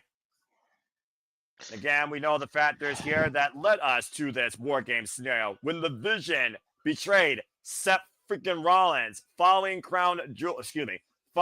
course, the events that happened at Crown Jewel. Cody Rhodes' history going all the way back with Paul Heyman returned to WWE, being Roman Reigns' undoing. Roman and the Usos, the bloodline that ruled WWE for the last 5 years. And CM Punk returned home to WWE 2 years ago as Logan Paul jacked his jaw and joined the Vision to become the latest Paul Heyman guy. Paul Heyman, who has created this brand new, more than dangerous ever alliance, looking to make sure that he controls the future of WWE. Again, what a militia, though. What a freaking army on both sides, honestly. It's kind of ridiculous. This is graphic. It's like the most, I think it's the most star-studded War Games, like, since they came back and even from NXT days. Yeah, I will give you that there. You figure the star power here. Could you guys imagine if Seth did a miracle healing and just came back out tonight? I mean, is he really injured? I'm about to say, are we going to not go into the part about questioning injuries now in wrestling after Seth freaking Rollins self-proclaimed Michael Cole, quote-unquote, ruse of the century at SummerSlam? Who's to say Seth freaking Rollins doesn't show up here? Hell, we got Roman Reigns back for Pete freaking sake. We're literally revisiting Roman Reigns versus Brock Lesnar that ruled WrestleMania for 4 damn years. Oh my God! Don't remind me of that era. They're already reminding you of it. Although the best thing was that this didn't happen at WrestleMania, but that the whole throwing the mic and Roman just catching and winking—that was some shit. Again, Roman Reigns has been the most acknowledged WWE superstar of the modern era. And it's Roman Reigns, Jimmy and Jey Uso, Cody Rhodes, and CM Punk versus Paul Heyman's New Dangerous Alliance. Bron Breakker, Drew McIntyre, Bronson Reed, Logan Paul, and Brock Lesnar with Team Heyman has the advantage. There will be no peace when this is done. And I'm not sure if anyone's going to survive this. Here comes the sirens. Holla if you hear me as we got Steiner in the ring as we get ready for our main event. This is the men's War Games match. Oh boy. Buckle up, folks. You thought the women's one was an endurance contest. You ain't seen nothing yet. No. Freaking cage entrance going to be as long as Roman Reigns' entrance.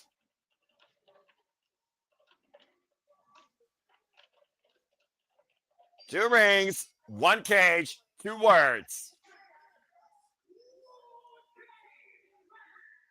Indeed, you gave the intro to the women. Walter, I'll let you go ahead and explain the rules and the dynamics for the men's War Games match. Go ahead, good sir.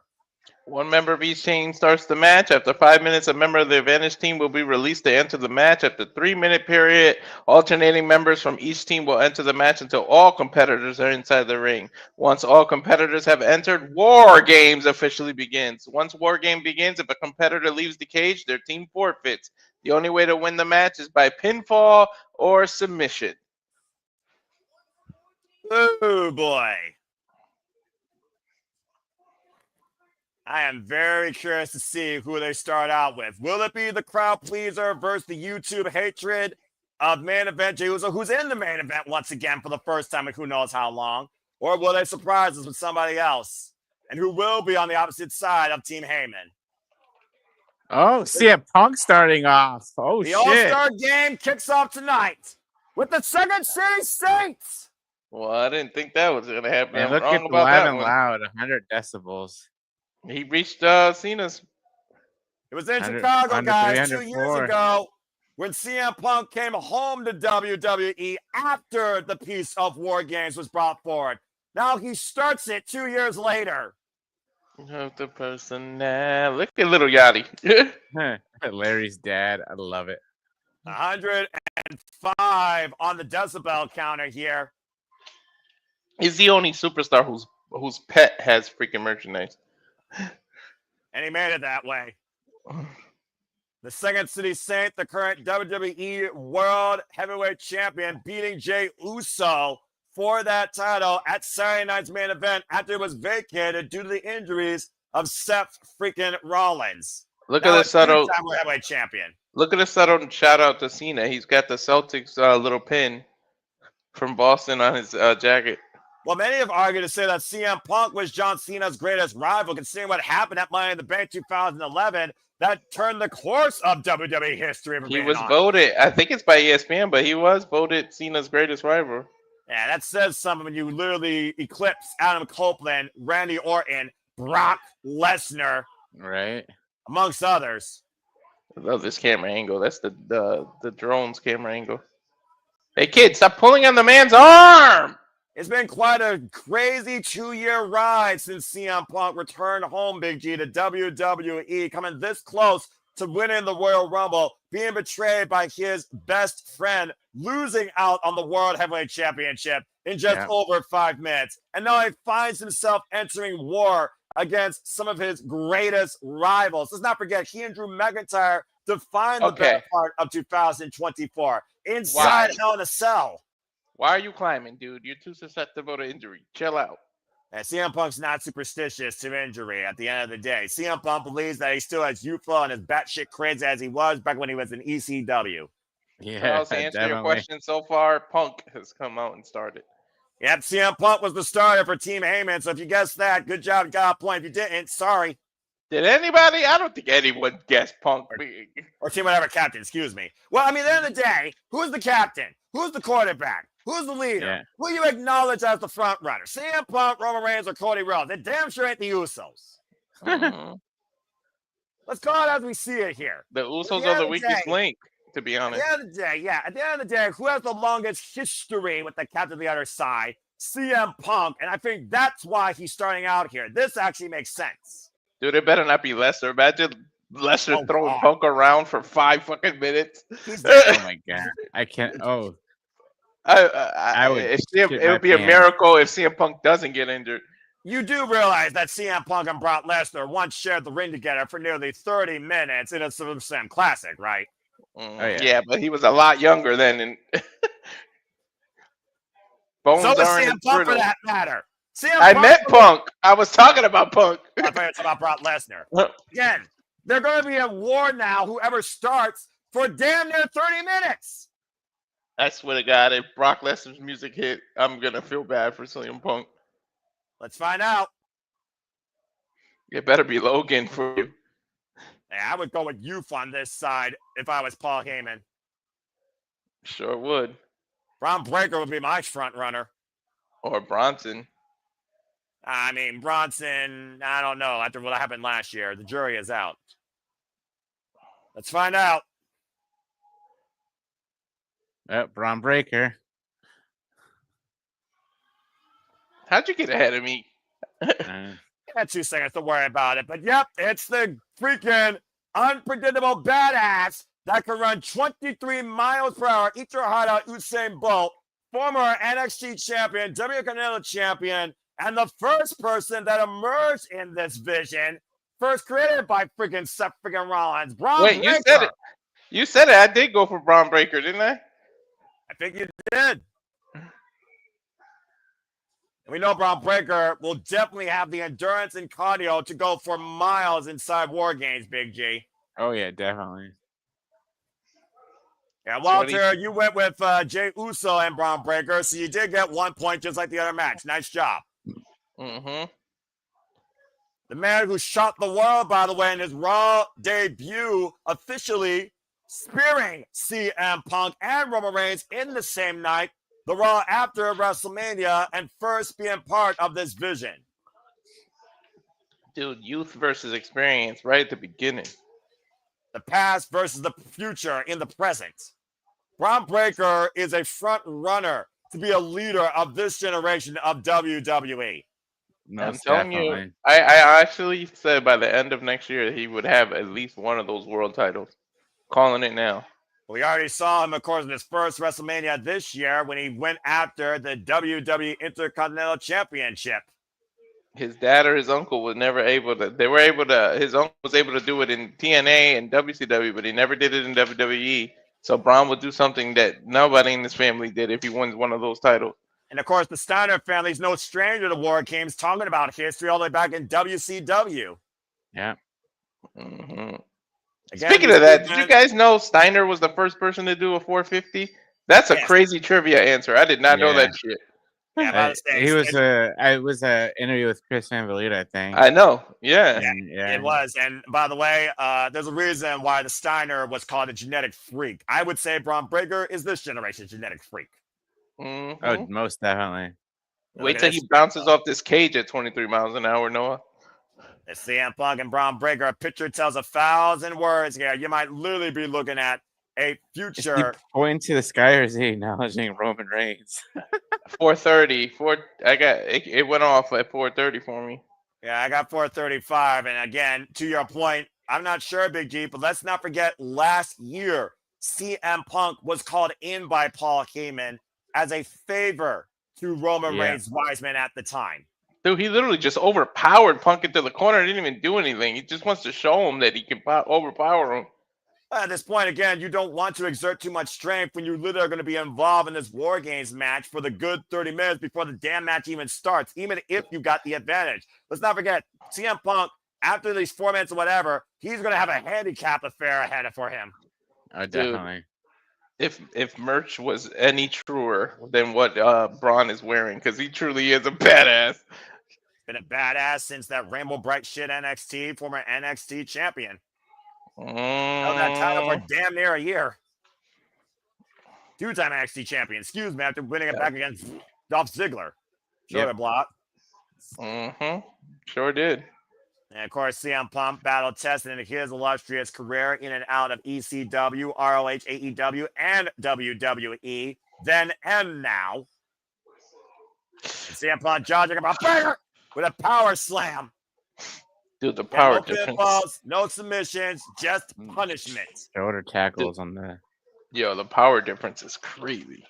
And the age difference is also going to be huge here. Here we go. Here we go. Oh. And about to say Bron Breakker off the road, swinging a miss, and Bron Breakker picking up speed. Oh, I ran to the flying kick. A flying heel kick, excuse me. Power of Bron Breakker. That was just all power by CM Punk there. Everyone's got a plan, so they're hit in the face. You want to stop a man going from 23 and put him back to 0? Just literally clock him in the face with your boot. Literally. And both men avoiding catastrophe, crashing into that cage that you can use as a legal weapon here. Trying to knock the lights out of Bron Breakker. Bron Breakker and Bronson Reed will be running roughshod against Roman Reigns' bloodline, including a tag team win over Jimmy and Jey Uso. Now the overhead, look at this. The military press. Living above of ease and preventing collision with the cage. Now kick to the hamstring. Great strategy by CM Punk trying to tie up those quads. Of course, Bron Breakker can't run if he can't use his legs. Damn. True. Now out of the corner. Punk needs to, again, take down Bron Breakker, knowing that he might have Bronson Reed, Drew McIntyre, Logan Paul, or even Brock Lesnar, dare I say, waiting for him. Again, how the hell did Paul Heyman... Uh-oh, wait a minute. Oh, gosh! Picking Punk out of the air, explosive by that badass with that suplex. That's a game changer. It is. How did Paul Heyman literally officiate this dangerous alliance is beyond me on this freaking graphic. Well, he is, if not one of the greatest managers of all time in wrestling history. The man knows who to pick and how to pick them. I don't think it's a doubt that he is the greatest. It's between, honestly, in my opinion, because I'm older, it's between Bobby Heenan and him. I say, who has the bigger brain? Who is the biggest weasel? Who is the biggest game planner? Game changer? Well, let's see. Bobby the Brain Heenan was the weasel. Paul Heyman is a walrus. Two different animals. Two different species. Each with the same amount of letters. Exactly. Bro, we were spoiled. When I was young, we were spoiled with managers. You had Paul E. Dangerously. You had Bobby Heenan. You had Captain Lou Albano. Yeah. You had Mr. Fuji. Mr. Fuji. Yo, we had so many. And I've gone back and watched, matches when they're like the managers are on there. Oh, we got the 20-second counter going up. Yeah, 20 seconds on my screen here. As again, we'll see who Paul Heyman has game plan to be in the tell ring. Me, I'm gonna pause it because my buzzer went off. Let me know when you had 0. We'll do 7 seconds until our next entrance. Since Walter's at 0, I can take this one. 3, 2, 1. Walter, who is it? I'll tell you. I just unpaused. We could be. Oh shit, McIntyre. Okay, and like you mentioned before, Noah, McIntyre and Punk have history, especially with their last match being Hell in a Cell. Yeah, let's not forget, Drew McIntyre blames CM Punk for the misfortune of his entire last calendar year, going all the way back to WrestleMania after Drew McIntyre was cashed in by Damian Priest and lost his World Heavyweight Championship, the title that CM Punk now holds, in 5 minutes and 26 seconds. And for the third time in his career, Drew McIntyre enters War Games. He's just staring down CM Punk. He's like... blood that these two had over a bracelet and family values is nothing compared to this, might I add, now suspended WWE superstar and the vendetta he has. If looks could kill, CM Punk will be dead right now. Gee, did you notice Punk's trunks? Is it Season of the Witch? Yeah, it's all silver shamrock. Yeah, I just saw that. Good grief. And right now, there's hell to pay for CM Punk here, 2-on-3. Yeah, I see it now. Yep. Yeah, I do see that now. Yep, Halloween 3, Season of the Witch. And again, a lot of Halloween enthusiasts here, despite the fact that's not a real holiday, even though this could be a horrible holiday for CM Punk here. And right now being ping pong between Bron Breakker and Drew McIntyre. Again, 2-on-1 affair. Ooh, Claymore. Oh, shit. That side hood on the Bulldog. And oh, God! Just saw that, Big G. Turn his lights out.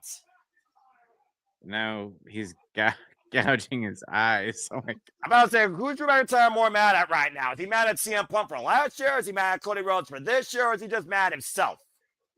He just needs to be mad at himself.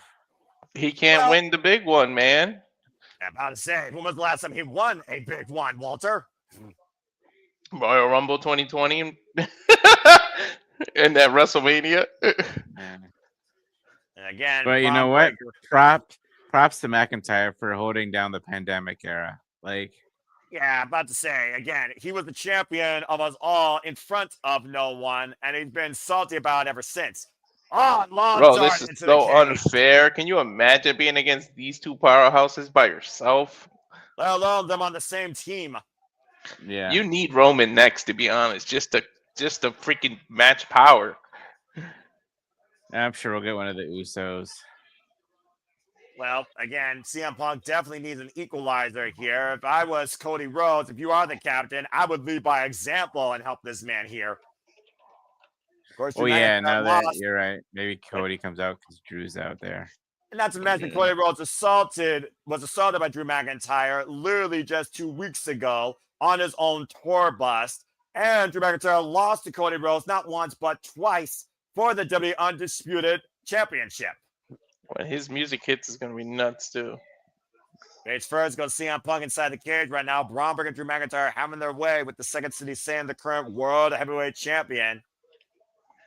Ooh. The enemy of my enemy is my friend here, apparently. That is the MO when it comes to what Paul Heyman says when he says, CM Punk, nobody likes you. 17 seconds until we find out who is next to join Team Whatever Captain.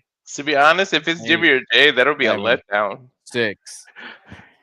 I'm at 8 seconds. You might want to pause for a second. 3. Think you catch it. Yeah, he's fine. He's only 2 3, seconds. It's all good. 2, 1. Go ahead, G. Cody Rhodes, ladies and gentlemen, the American Anyone want to Nightmare. call it? The It's just American you. Nightmare, about to once enter the creation of the American Dream tonight at War Games. Both champions are the first two. Wow. And of course, Well, like the I two said, captains. Dusty Rhodes, part of the very first War Games, the brainchild behind this nightmare. The American Dream, Dusty Rhodes, once again finds himself entering the fray with Drew McIntyre trying to prevent Cody Rhodes from getting inside. Which is smart, to be honest. I'm about to say, if he climbs up to the top, there's no stopping him. Oh my Now God, is he we're gonna going to go? climb the cage. CM Punk is think- busted open, ladies and gentlemen. Well, you know, we Well, actually have what busted him open? Oh, what busted him Sword out open? of here. The lawn dart? The lawn dart was Probably. scraping against the cage, by the way. If you don't remember, he was just got raked like a cheese grater moments ago before Cody Oh, came in. Cody Bron cut her Breakker. off the top road to Bron Breakker. And Cody up the second rope. Big G to Cody, carry your point. Mm-hmm. Oh, Yeah, G, you might want to pause just for like 2 seconds. Oh, no. What the fuck? All right, good. Did Cody just hit Punk? Yes, Yeah, by he did. accident. Adrenaline in his show. Adrenaline in Cody Rhodes. Inadvertent contact against CM Punk. As Cody's Yeah. been seeing nothing but red the last few weeks. We Punk's talked still about Cody's. before, Big G, the egos here. If the egos do not coexist, this is a loss for Team Whatever Captain. Exactly. How many times have Cody and CM Punk teased facing one another? Not long. Oh, are we getting a heart attack? It looks like it's CM Punk off the ropes. Now, heart attack connects to Drew McIntyre.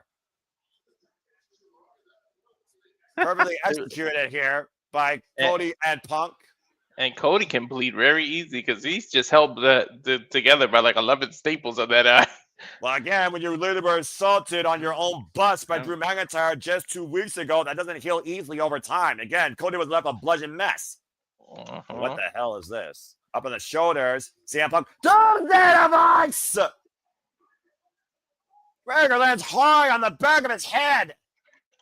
Mm. That could lead to a broken neck if you're not careful there. That was a horrible landing for Bron It Breakker. was. I don't know if Bron Breakker can even break that thick ass neck. And now Cody Rhodes turns his attention against the bane of his existence for the last couple of months, Drew McIntyre. And so far, Punk and Cody working well together despite that inadvertent contacted shot. Damn. McIntyre right in the cage. That's Let's see how he brought. That's Oh, a- he landed on his neck. Yeah, but I'd say, look at this. Jesus. He That's landed on concussion. there. That's concussion level territory of scare right there.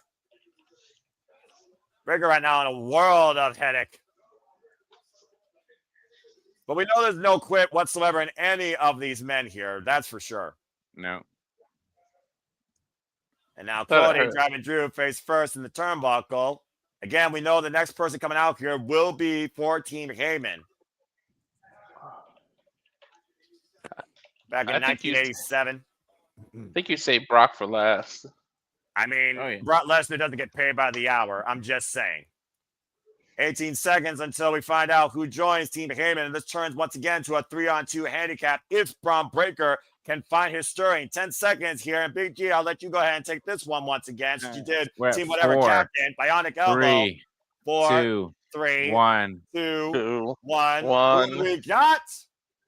Logan Paul, ladies and gentlemen, the The Maverick. Maverick is about to soar in its first ever War Games. Okay. And There's no one crime thing- bout on hand. Well, there's one thing Logan Paul is not, and that is definitely humble. But the Maverick has been soaring here in WWE in the short tenure of his career, already been United States champion. Marching his way to the ring, taking his sweet time. Again, we're talking about War Games, folks, created by Dusty Rhodes first in 1987, originally used in Jim Crockett Promotions and the NWA, and more people might remember it from the WCW, usually at the Fall Brawl pay-per-view. What is Drew telling him? Get a To weapon? get weapons. I'm about to say, it's only a matter of time before weapons which are going to be introduced here, for being perfectly honest. Mm-hmm. Now, I figure out the first time, of course, we saw United Front, it was the 4 Horsemen that were involved in War Games that I can remember. Ooh, right to the gut. And again, Logan Paul, the freshest competitor now inside this structure. 2 minutes and 50 seconds to our next participant. Oh, man, up and over Cody, face Ooh, first. I, in that steel chair. I love when Logan does that. Seamless execution by the Maverick. Now Logan Dang. Paul from the opposite side, soaring over the middle, wiping out CM Punk. I thought he was going to do the buckshot lariat. I thought You so said too. yourself, that partition probably prevents him from doing that. It looks like Logan's got like some NWO inspired gear on. The Mhm. black and white. And don't surprise me when it comes to this guy that's been looking to corrupt the industry. Look at these fists. Don't forget, he is this established boxer, regardless of how sucky his fight is. Walter, there's a titanium metal plate in that right hand. Mm-hmm. That's a lethal weapon in itself. Logan and Damn Cody sure going to the is. top of the cage. What the hell are Logan and Cody thinking here right now? I don't want to know. Well, I mean, technically, War Games has officially begun, so I guess if one does fall out, it's not a surrender. No. That's true. It never What? began. 46,000 looking on, though, as Logan Paul and Cody Rhodes are up in the lights at the top of the War Games structure, trading fists. One man is dangerously close Ooh. to a disastrous fall, though. And a To chair be to honest, from I Cody think- Rhodes. I think the rule is if you climb out, if somebody Oh. knocked you off, I don't think that counts. I would, again, I've never seen a situation where escape the cage your team forfeits the match prior to the fact. We've only got 5 people in here. There's still 5 more to go. I'm just saying in general, I think you have to voluntarily climb out, not somebody knock you Yeah, out. if you voluntarily leave. Well, I mean, we thought for a moment ago that Becky Lynch was going to do that in the women's War Games, and the jury is out whether or not she still would have did that. I would do it if I saw Lesnar on the other side of me. Fuck that. Cody Rhodes right now being wriggled a cheese grater across the steel cage. Matter of time before he starts bleeding. Braun Breaker, Drew McIntyre, and Logan Paul in firm control of both the world champions of WWE. The strength being shown by Logan and Drew with the double team on CM Punk and the stalling Man. vertical. Dude, these two are just Cody and Punk were like the sacrificial lambs. Yeah, again, who's captain, who's quarterback? You tell me. 15 seconds. Walter, I'll let you take who's coming in next as Cody and Punk might finally get some aid in this War Games pre-match, because let's call it what it is. This is the pre-match before the thing begins. 5 seconds till entrant number I'm going to assume 6. it's Jimmy. Watch. Let's Let's see. see who it is. Yeah. It's one of those.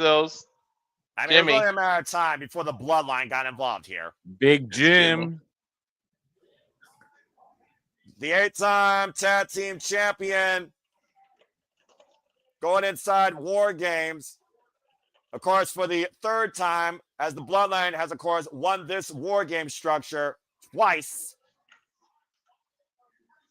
At times, I think Jimmy Uso is underappreciated as a singles competitor. Oh! Catching Bron Breaker's arm against the steel cage. Of course, Jimmy Uso and Drew McIntyre have also had their fair share of bad blood on SmackDown.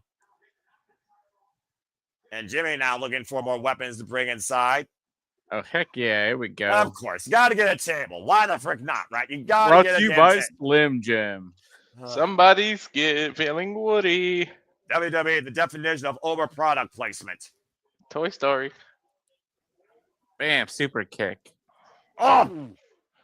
This is super kids. The 3-minute clock's in the way as Jimmy Uso's now ended the fray. Once again, we're back to a 3-on-3 affair.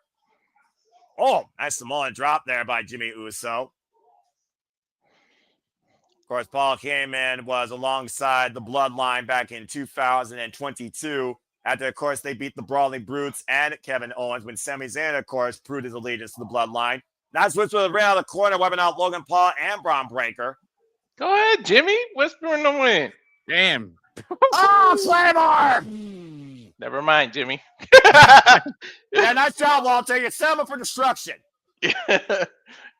And Cody Cody. Rhodes again into the steel cage. Bro, Drew is like the MVP right now. I have to say, who's been the best competitor so far in this match? It's been Drew without a doubt. And again, CM Punk right now driving his boot in Drew McIntyre's midsection. Logan Paul and Bron Breaker isolated with Jimmy Uso. And Bron Breaker once again running the ropes. This is going to end badly. Watch out!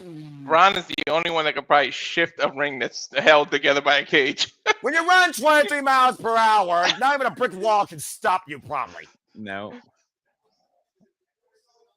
And again, CM Punk squaring off against Logan Paul. Now again, CM Punk driving those knees into the Maverick. Logan Paul hooked up for a snap German. Connects now. And again, CM Punk, of course, started the match with Bron Breaker. And you can see the wear and tear already affected the second he's saying. That's it. Frankensteiner by the Steiner. How poetic. And remember, just 5 minutes ago, this man landed on his fucking neck. Let's take a look at the replay here again. Picture perfect Frankensteiner. Telling you, those God's thick Steiner, necks. proud of that. Remember Lesnar at WrestleMania did a shooting stars press, landed on his neck, and finished the match. In defeat, but nonetheless, you are correct. And right now, you see every time you think that one side has the advantage, how quick it can turn. CM Punk, Cody Rhodes, and Jimmy Uso nullified right now by Logan Paul, Drew McIntyre, and Bron Breaker. As we still have up next for Team Heyman, it's got to be Bronson Reed, right? There is no way in hell. It's Bronson. Yeah. Brock is going to be last. There's no way. In 19 seconds, we'll see if Walter is correct here. Oh, keeps the midsection by Drew. I give it to you, Noah. 15, 14, 13, 12, 10 now. I got 10. Yeah, I'm about to say, Cody Rhodes showing a bit of blood over his right eye. 5 seconds until the next person for Team Heyman joins the fray. 3, 2, 1, and who is it, Noah? Called it! McIntyre and company got colossal backup in the former NXT North American champion, also part of the division, Bronson Reed.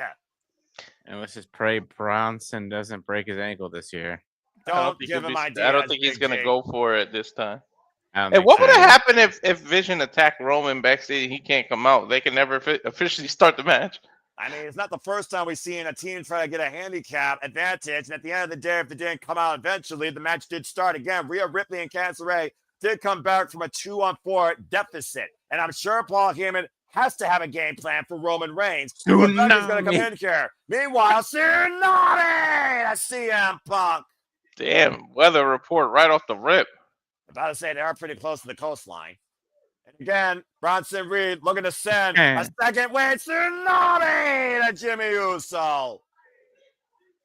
Bronson Reed wreaking havoc right now, wiping out the entire opposite team. Literally rallying the cage, and Cody Rhodes, Tsunami! Single-handedly, Bronson Reed has wiped out everybody. Yeah. Oh. They better be lucky that it hasn't officially started and they can't get pinned or anything. They better be grateful he's only done one splash to each of them. Let's not forget, he once did 8 splashes in succession to Seth freaking Rollins. Correct. Oh, rushing Cody Rhodes against the cage right now. And Cody's bleeding right above his left eye or right eye. And Bronson Reed, the colossal one, the Brons working together here. Drew McIntyre, Logan Paul, Bronson Reed, and Bron Breakker having their way with Team Whatever Captain. Again, Bronson Reed squishing CM Punk this time against the cage. At this point, it's just literally pick and choose who you freaking isolate and dominate. Let's look at this. Bronson Reed looking to be acknowledged, once called the tribal thief. With a singles victory over Roman Reigns earlier this year in his home country, might I add. Back in October in Crown Jewel. Proving that he belongs in the main event here. I think last year, Bron Breakker was trying to find his spot, trying to find an opportunity. And it was at the expense of Seth freaking Rollins that he found it. Yep. Drew McIntyre and Bronson Reed right now isolated with Jimmy Uso. And you see right now, CM Punk isolated Drew McIntyre, and Drew has exposed the metal turnbuckle. And now Bronson Reed trying to send Jimmy through that table. Super kick, though. Rocks the colossal Bronson Reed. Super kick to Bron Breakker. Jimmy trying to fight back here. Super kicks for everybody. Takes Drew McIntyre down. Just got wiped out with a clothesline. Bronson Reed takes one shot. He gives you one shot back with double the force. 18 seconds until we see somebody hopefully turn the tides for Team Whatever Captain here. Gotta be Jay at this point, I would imagine. Yeah. Because Jimmy needs some desperate help right now. Overhead military press. Gut buster by Bron Breakker to Jimmy Uso. There's no way Roman's not last. Here we go. The big pop for Jimmy or for Jey Uso. Let's be honest here. There's no time for yeeting. That boy better get straight to business and get to work here. Right? None of this Jeff Hardy shit.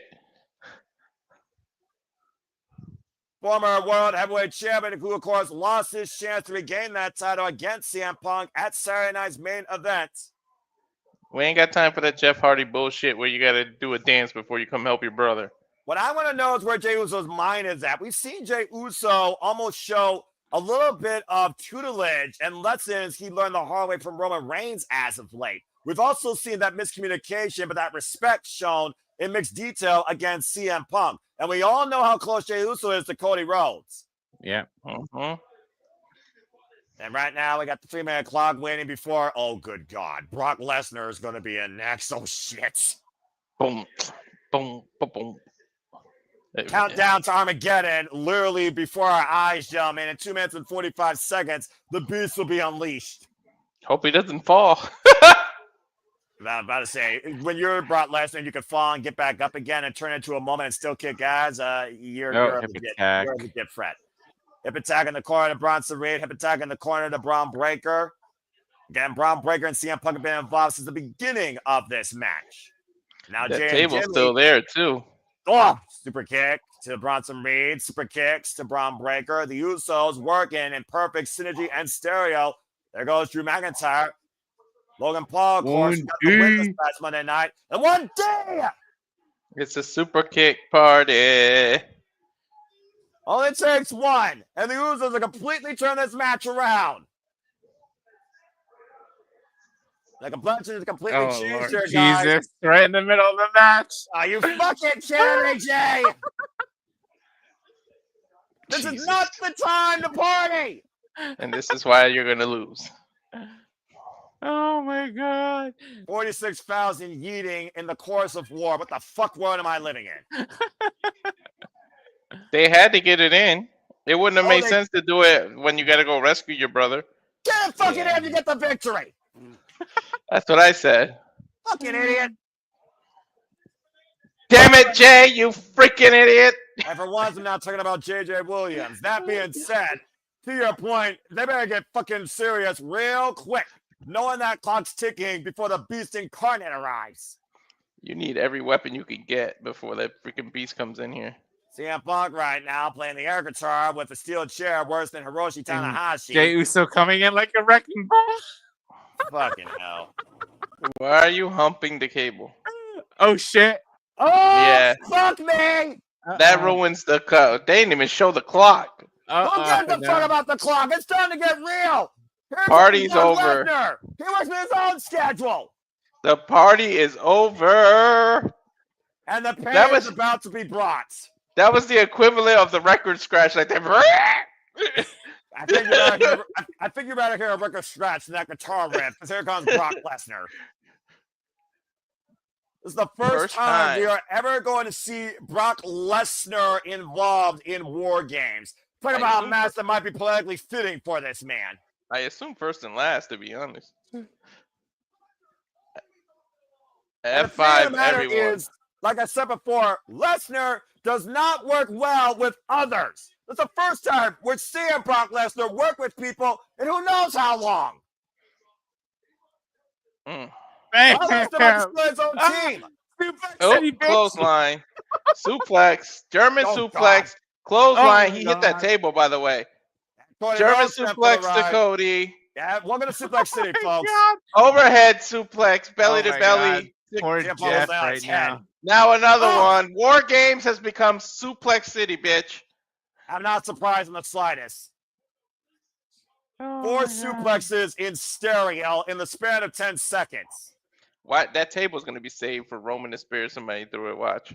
Or let's not forget, Jay speared Roman through the table, and it cost Roman the match against Bronson Reed at Crown Jewel. This history repeat itself. Oh, God!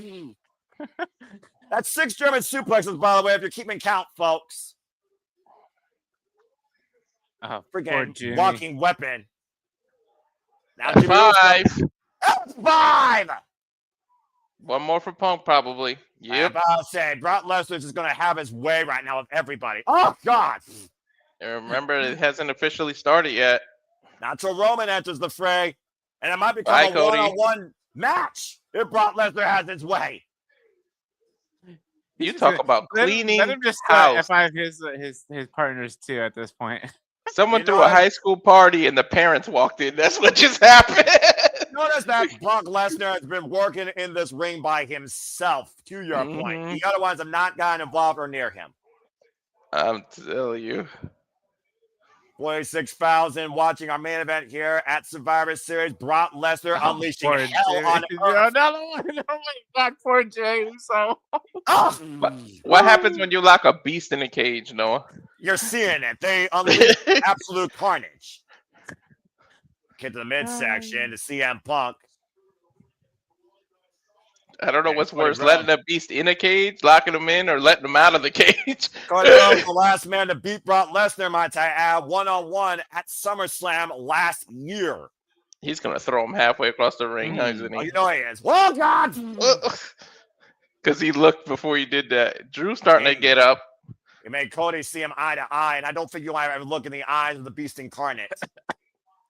Dude, Lesnar does not get paid by the hour for real. Do you think this is what Paul Heyman and Brock Lesnar met when they said we should talk? Yes. Yeah. 19, 17, 16, 15, 14 for Tribal Chief. Why would you give Brock Lesnar a weapon, though, is what I want to know. 10, 9, 8, 7, 6, 5, 4, 3, 2, 1. And then we're going to get the Tribal Chief, who takes 4 minutes to get to the ring anyways with his entrance. And look who's waiting just outside the entrance for said man. Dude, Brock went right out the cage and stood on the steps. Let's be honest, Brock Lesnar's here for one guy and one guy only, and you know who that person is. You know it.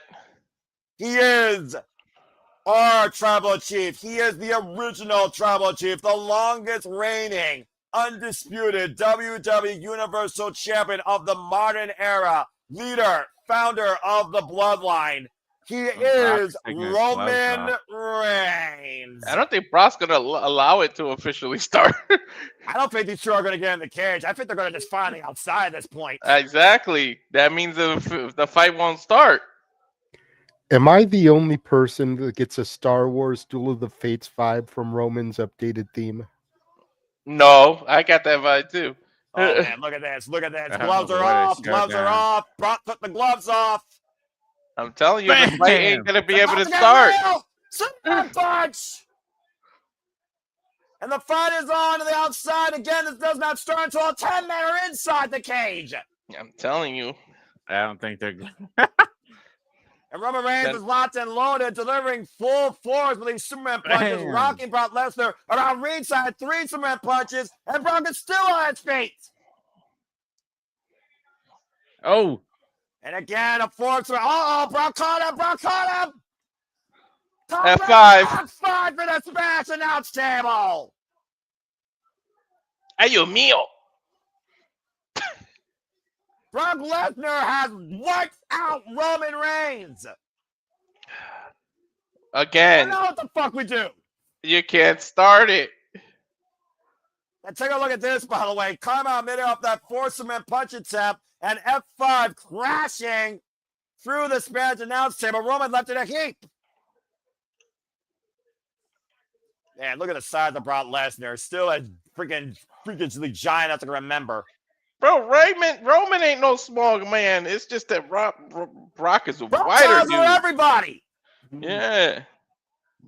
And again, Brock Lesnar right now driving Roman into the steel cage on the outside. Again, War Games have now officially begun, folks, I want to add. They're the same height. It's just that Brock's a thick boy. And now Roman driven into the steel he's ring always been a steps. big, thick boy. But You I gotta mean, imagine this was the height-wise, game they're plan the by same. Paul Heyman. Yeah. Heyman's enjoying every minute of this. Yeah, I acknowledge you, my tribal chief, right? Oh, he's pushing him in the ring. It's going to Oh, start shit. once Brock slams this freaking cage. And to your point, the bell is rung of War Games has officially begun. That just hyped Brock up, too, when she said that. Yeah, but I was saying, the fight is on. The fight is truly here. We're done with the playoffs now. This is the finals. This is it. This is the end game. Bam. Up on the shoulders goes Roman. And an F5 connects. And it And might he be a pinned short him. at the offense cover. And Cody with the save. Yo, if Cody wasn't there, Imagine that being the end. mm-hmm. CM Punk with Brock on Bam. the shoulders. Oh, This is- shit! Punk picked him up! I didn't think Punk could pick Brock up. And Cody with the crossroads. And Lesnar's still going to kick out. Guarantee it. Oh, Logan with the splash breaks it up. Oh, Logan got his spot. Nope. Now, wait a minute, Logan's what did asking Punk for call something. Heyman His for? the knuckles, the brass knuckles. Oh, yeah, you're right. That one lucky punch might come into play. Logan Paul's Oh equalizer. my God! What if he accidentally punches Lesnar? Please don't even do it. Lesnar's down. I mean, I wouldn't mind if Brock killed him. Bam! And right now, oh, KO shot to Cody. Brass knuckles to the jaw of As Jimmy if the Uso as titanium well. plates weren't enough, Noah. Yeah, he had to reinforce it with brass. Jimmy Uso, Cody Rhodes are out freaking cold. Chorus of boos, but here it's 100% legal. Mm-hmm. And now he's waiting for Roman Reigns to punch his lights out. Roman's gonna get to him first. We'll find out Bam. here in a moment. It's fair! I saw that coming. You took too much time to mock Roman. And nice one, Nostradamus. Mhm. And Roman now looking at the He brass. wants it. He wants those knuckles for Paul Heyman. Yeah, but if you go out of the cage, you quit. You forfeit. I don't think it matters who Roman Reigns punched, but he just got No, he's a gonna upgrade super. Oh my to a God! Superman Oh, punch. Nice step to Bronson Reed. Brass knuckle Superman punch to Bronson Reed. He wants it for Brock. He really wanted it for Brock, but he was staring at Paul Heyman when he first put it on. Yeah, Oh, now there we Roman Reigns go. is locked and loaded. Quite literally, uh-oh. If anyone doesn't give a shit about brass knuckles, this dude, Bron. Yeah, no kidding. The sidestep Bron Breaker. Spare my Robin, a Bron Breaker. Spare versus spare. And right now, Jey Uso and Roman Reigns trying to call a play. That table already. Hey, Jay, remember last year? Trying to hoist up Brock Lesnar. Cotton loaded Superman punch in position 3%. Oh! It's bad for Brock Breaker. Brock Lesnar for the table. Woo! He saved his cousin. Jey Uso still kind of hit that table. Yeah. And Roman's down. Roman's down. Brock down. Jay's down. Yeah, but Bron's up. To your point, Bron just speared Jimmy off his boots. And survival instinct's gonna have to kick in here. Roman Reigns, no stranger to surviving war. Oh, and a low blow by Drew McIntyre to Cody Rhodes. He spared him Jey out of Uso his Air staggered. Force One. Spear! And a spear by Bron Breakker, wiping out Jey Uso again. You make one mistake, and Bron Breakker or someone else is going to capitalize on it. Spare isn't just a score in bowling. That's a spare, Push. dude. Watch. I I know. was gonna say. Words are hard. Buy the shirt. EvanandCaitlin.com. Sidestep and Bron Breakker right now. Picking up speed. Going from 0 to 23. Cody Rhodes. Spear for the WWE champion. He like picked him up mid-air and speared him too. It looked like. Mm-hmm. The dogs are barking. The dogs have been let loose. Even despite the fact that locked inside a cage, what an oxymoron. Now CM Punk staggered to his feet. Sidestep. Oh! Ooh, yo, he could literally break the cage. That's Bron this Breakker big boy. speared himself into the cage while CM Punk's got him up on the shoulders. Logan Paul with the save. Went for one lucky shot. Missed again. CM Punk got Logan up on the shoulders. Got a slice to the Maverick. And he covered him immediately. Hit the half. Hook the front leg. Oh, the save. Wait, what the hell? That's Seth. Who the hell's that? I'm guessing Seth. What if it's Jericho? No, I'm kidding. He's too tall know. for Jericho. Remember the last time there was a hooded man? They screwed CM Punk with Becky Lynch.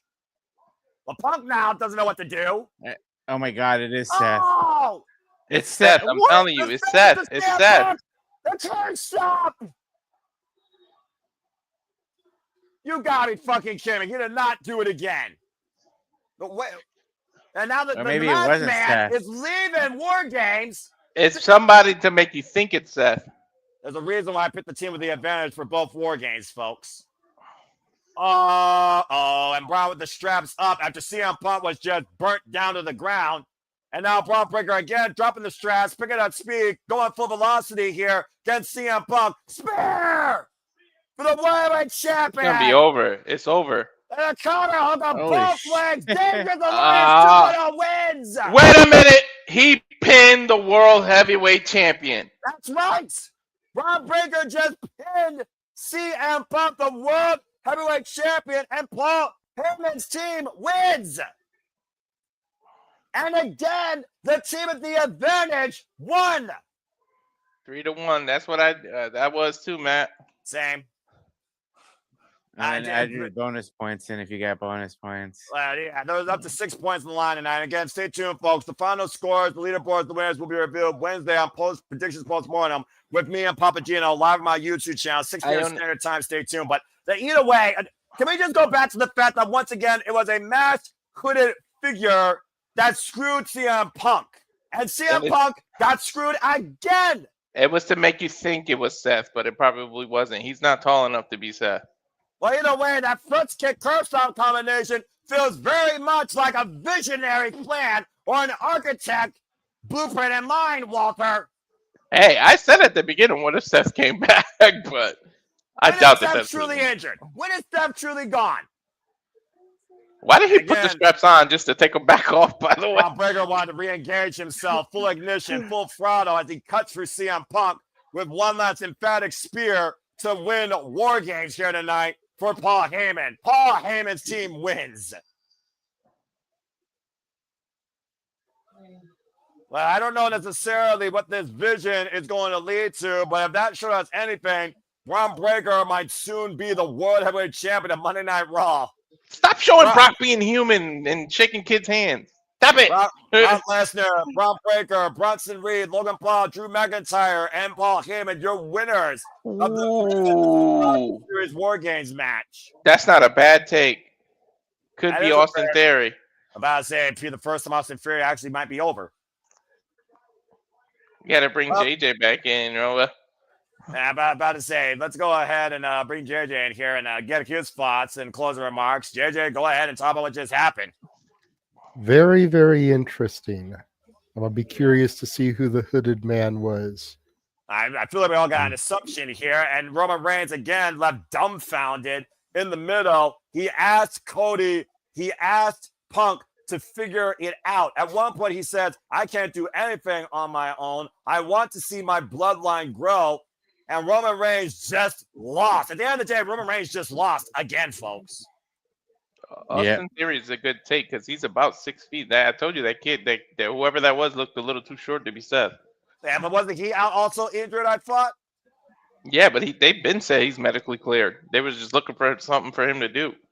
And both the World Heavyweight Champion and the WWE Champion on the defeated side of War Games tonight. Could we see Cody versus Roman and Punk versus Bron at WrestleMania this year? I mean, I feel like I got to tease ahead of Saudi Rumble, if nothing else here. Again, Roman Reigns told both those men, figure it out, and that title would look good on my shoulder. Roman with the hand out. Wait. Roman's helping Punk up. Is he going to spare him? I don't know the point here. Bloodline, blood thicker than water. Is he going to pick up Cody? Show respect there so far between CM Punk and Roman Reigns, but what about Cody Rhodes? What if it's Jay that turns heel right now? Again, last year, CM Punk helped Roman. And Cody was Roman's undoing last year as well. Reach out. Sorry, I didn't need your help getting up. Yeah, again, no love lost with these two. That main event at WrestleMania 40 and the start of the Paul Levesque era. Emotions running high. Ingles very much. Turn around, Cody. Jay Uso's going to super kick you down. Either way, I think you're looking at your WrestleMania main event in some capacity with these three men. Damn, look at CM Punk's eye. Shit. I mean, his eye was almost closed shut. Well, there sure as hell is no peace here. Further indifferences, if nothing else, between Roman, Cody, and Punk. Why is Roman hesitating? Roman's always thinking, guys. Yo, but I don't know if he's thinking about the championship or is he thinking about his future. Something's up. It's a very tense face-off here with Cody and Roman. And that's it.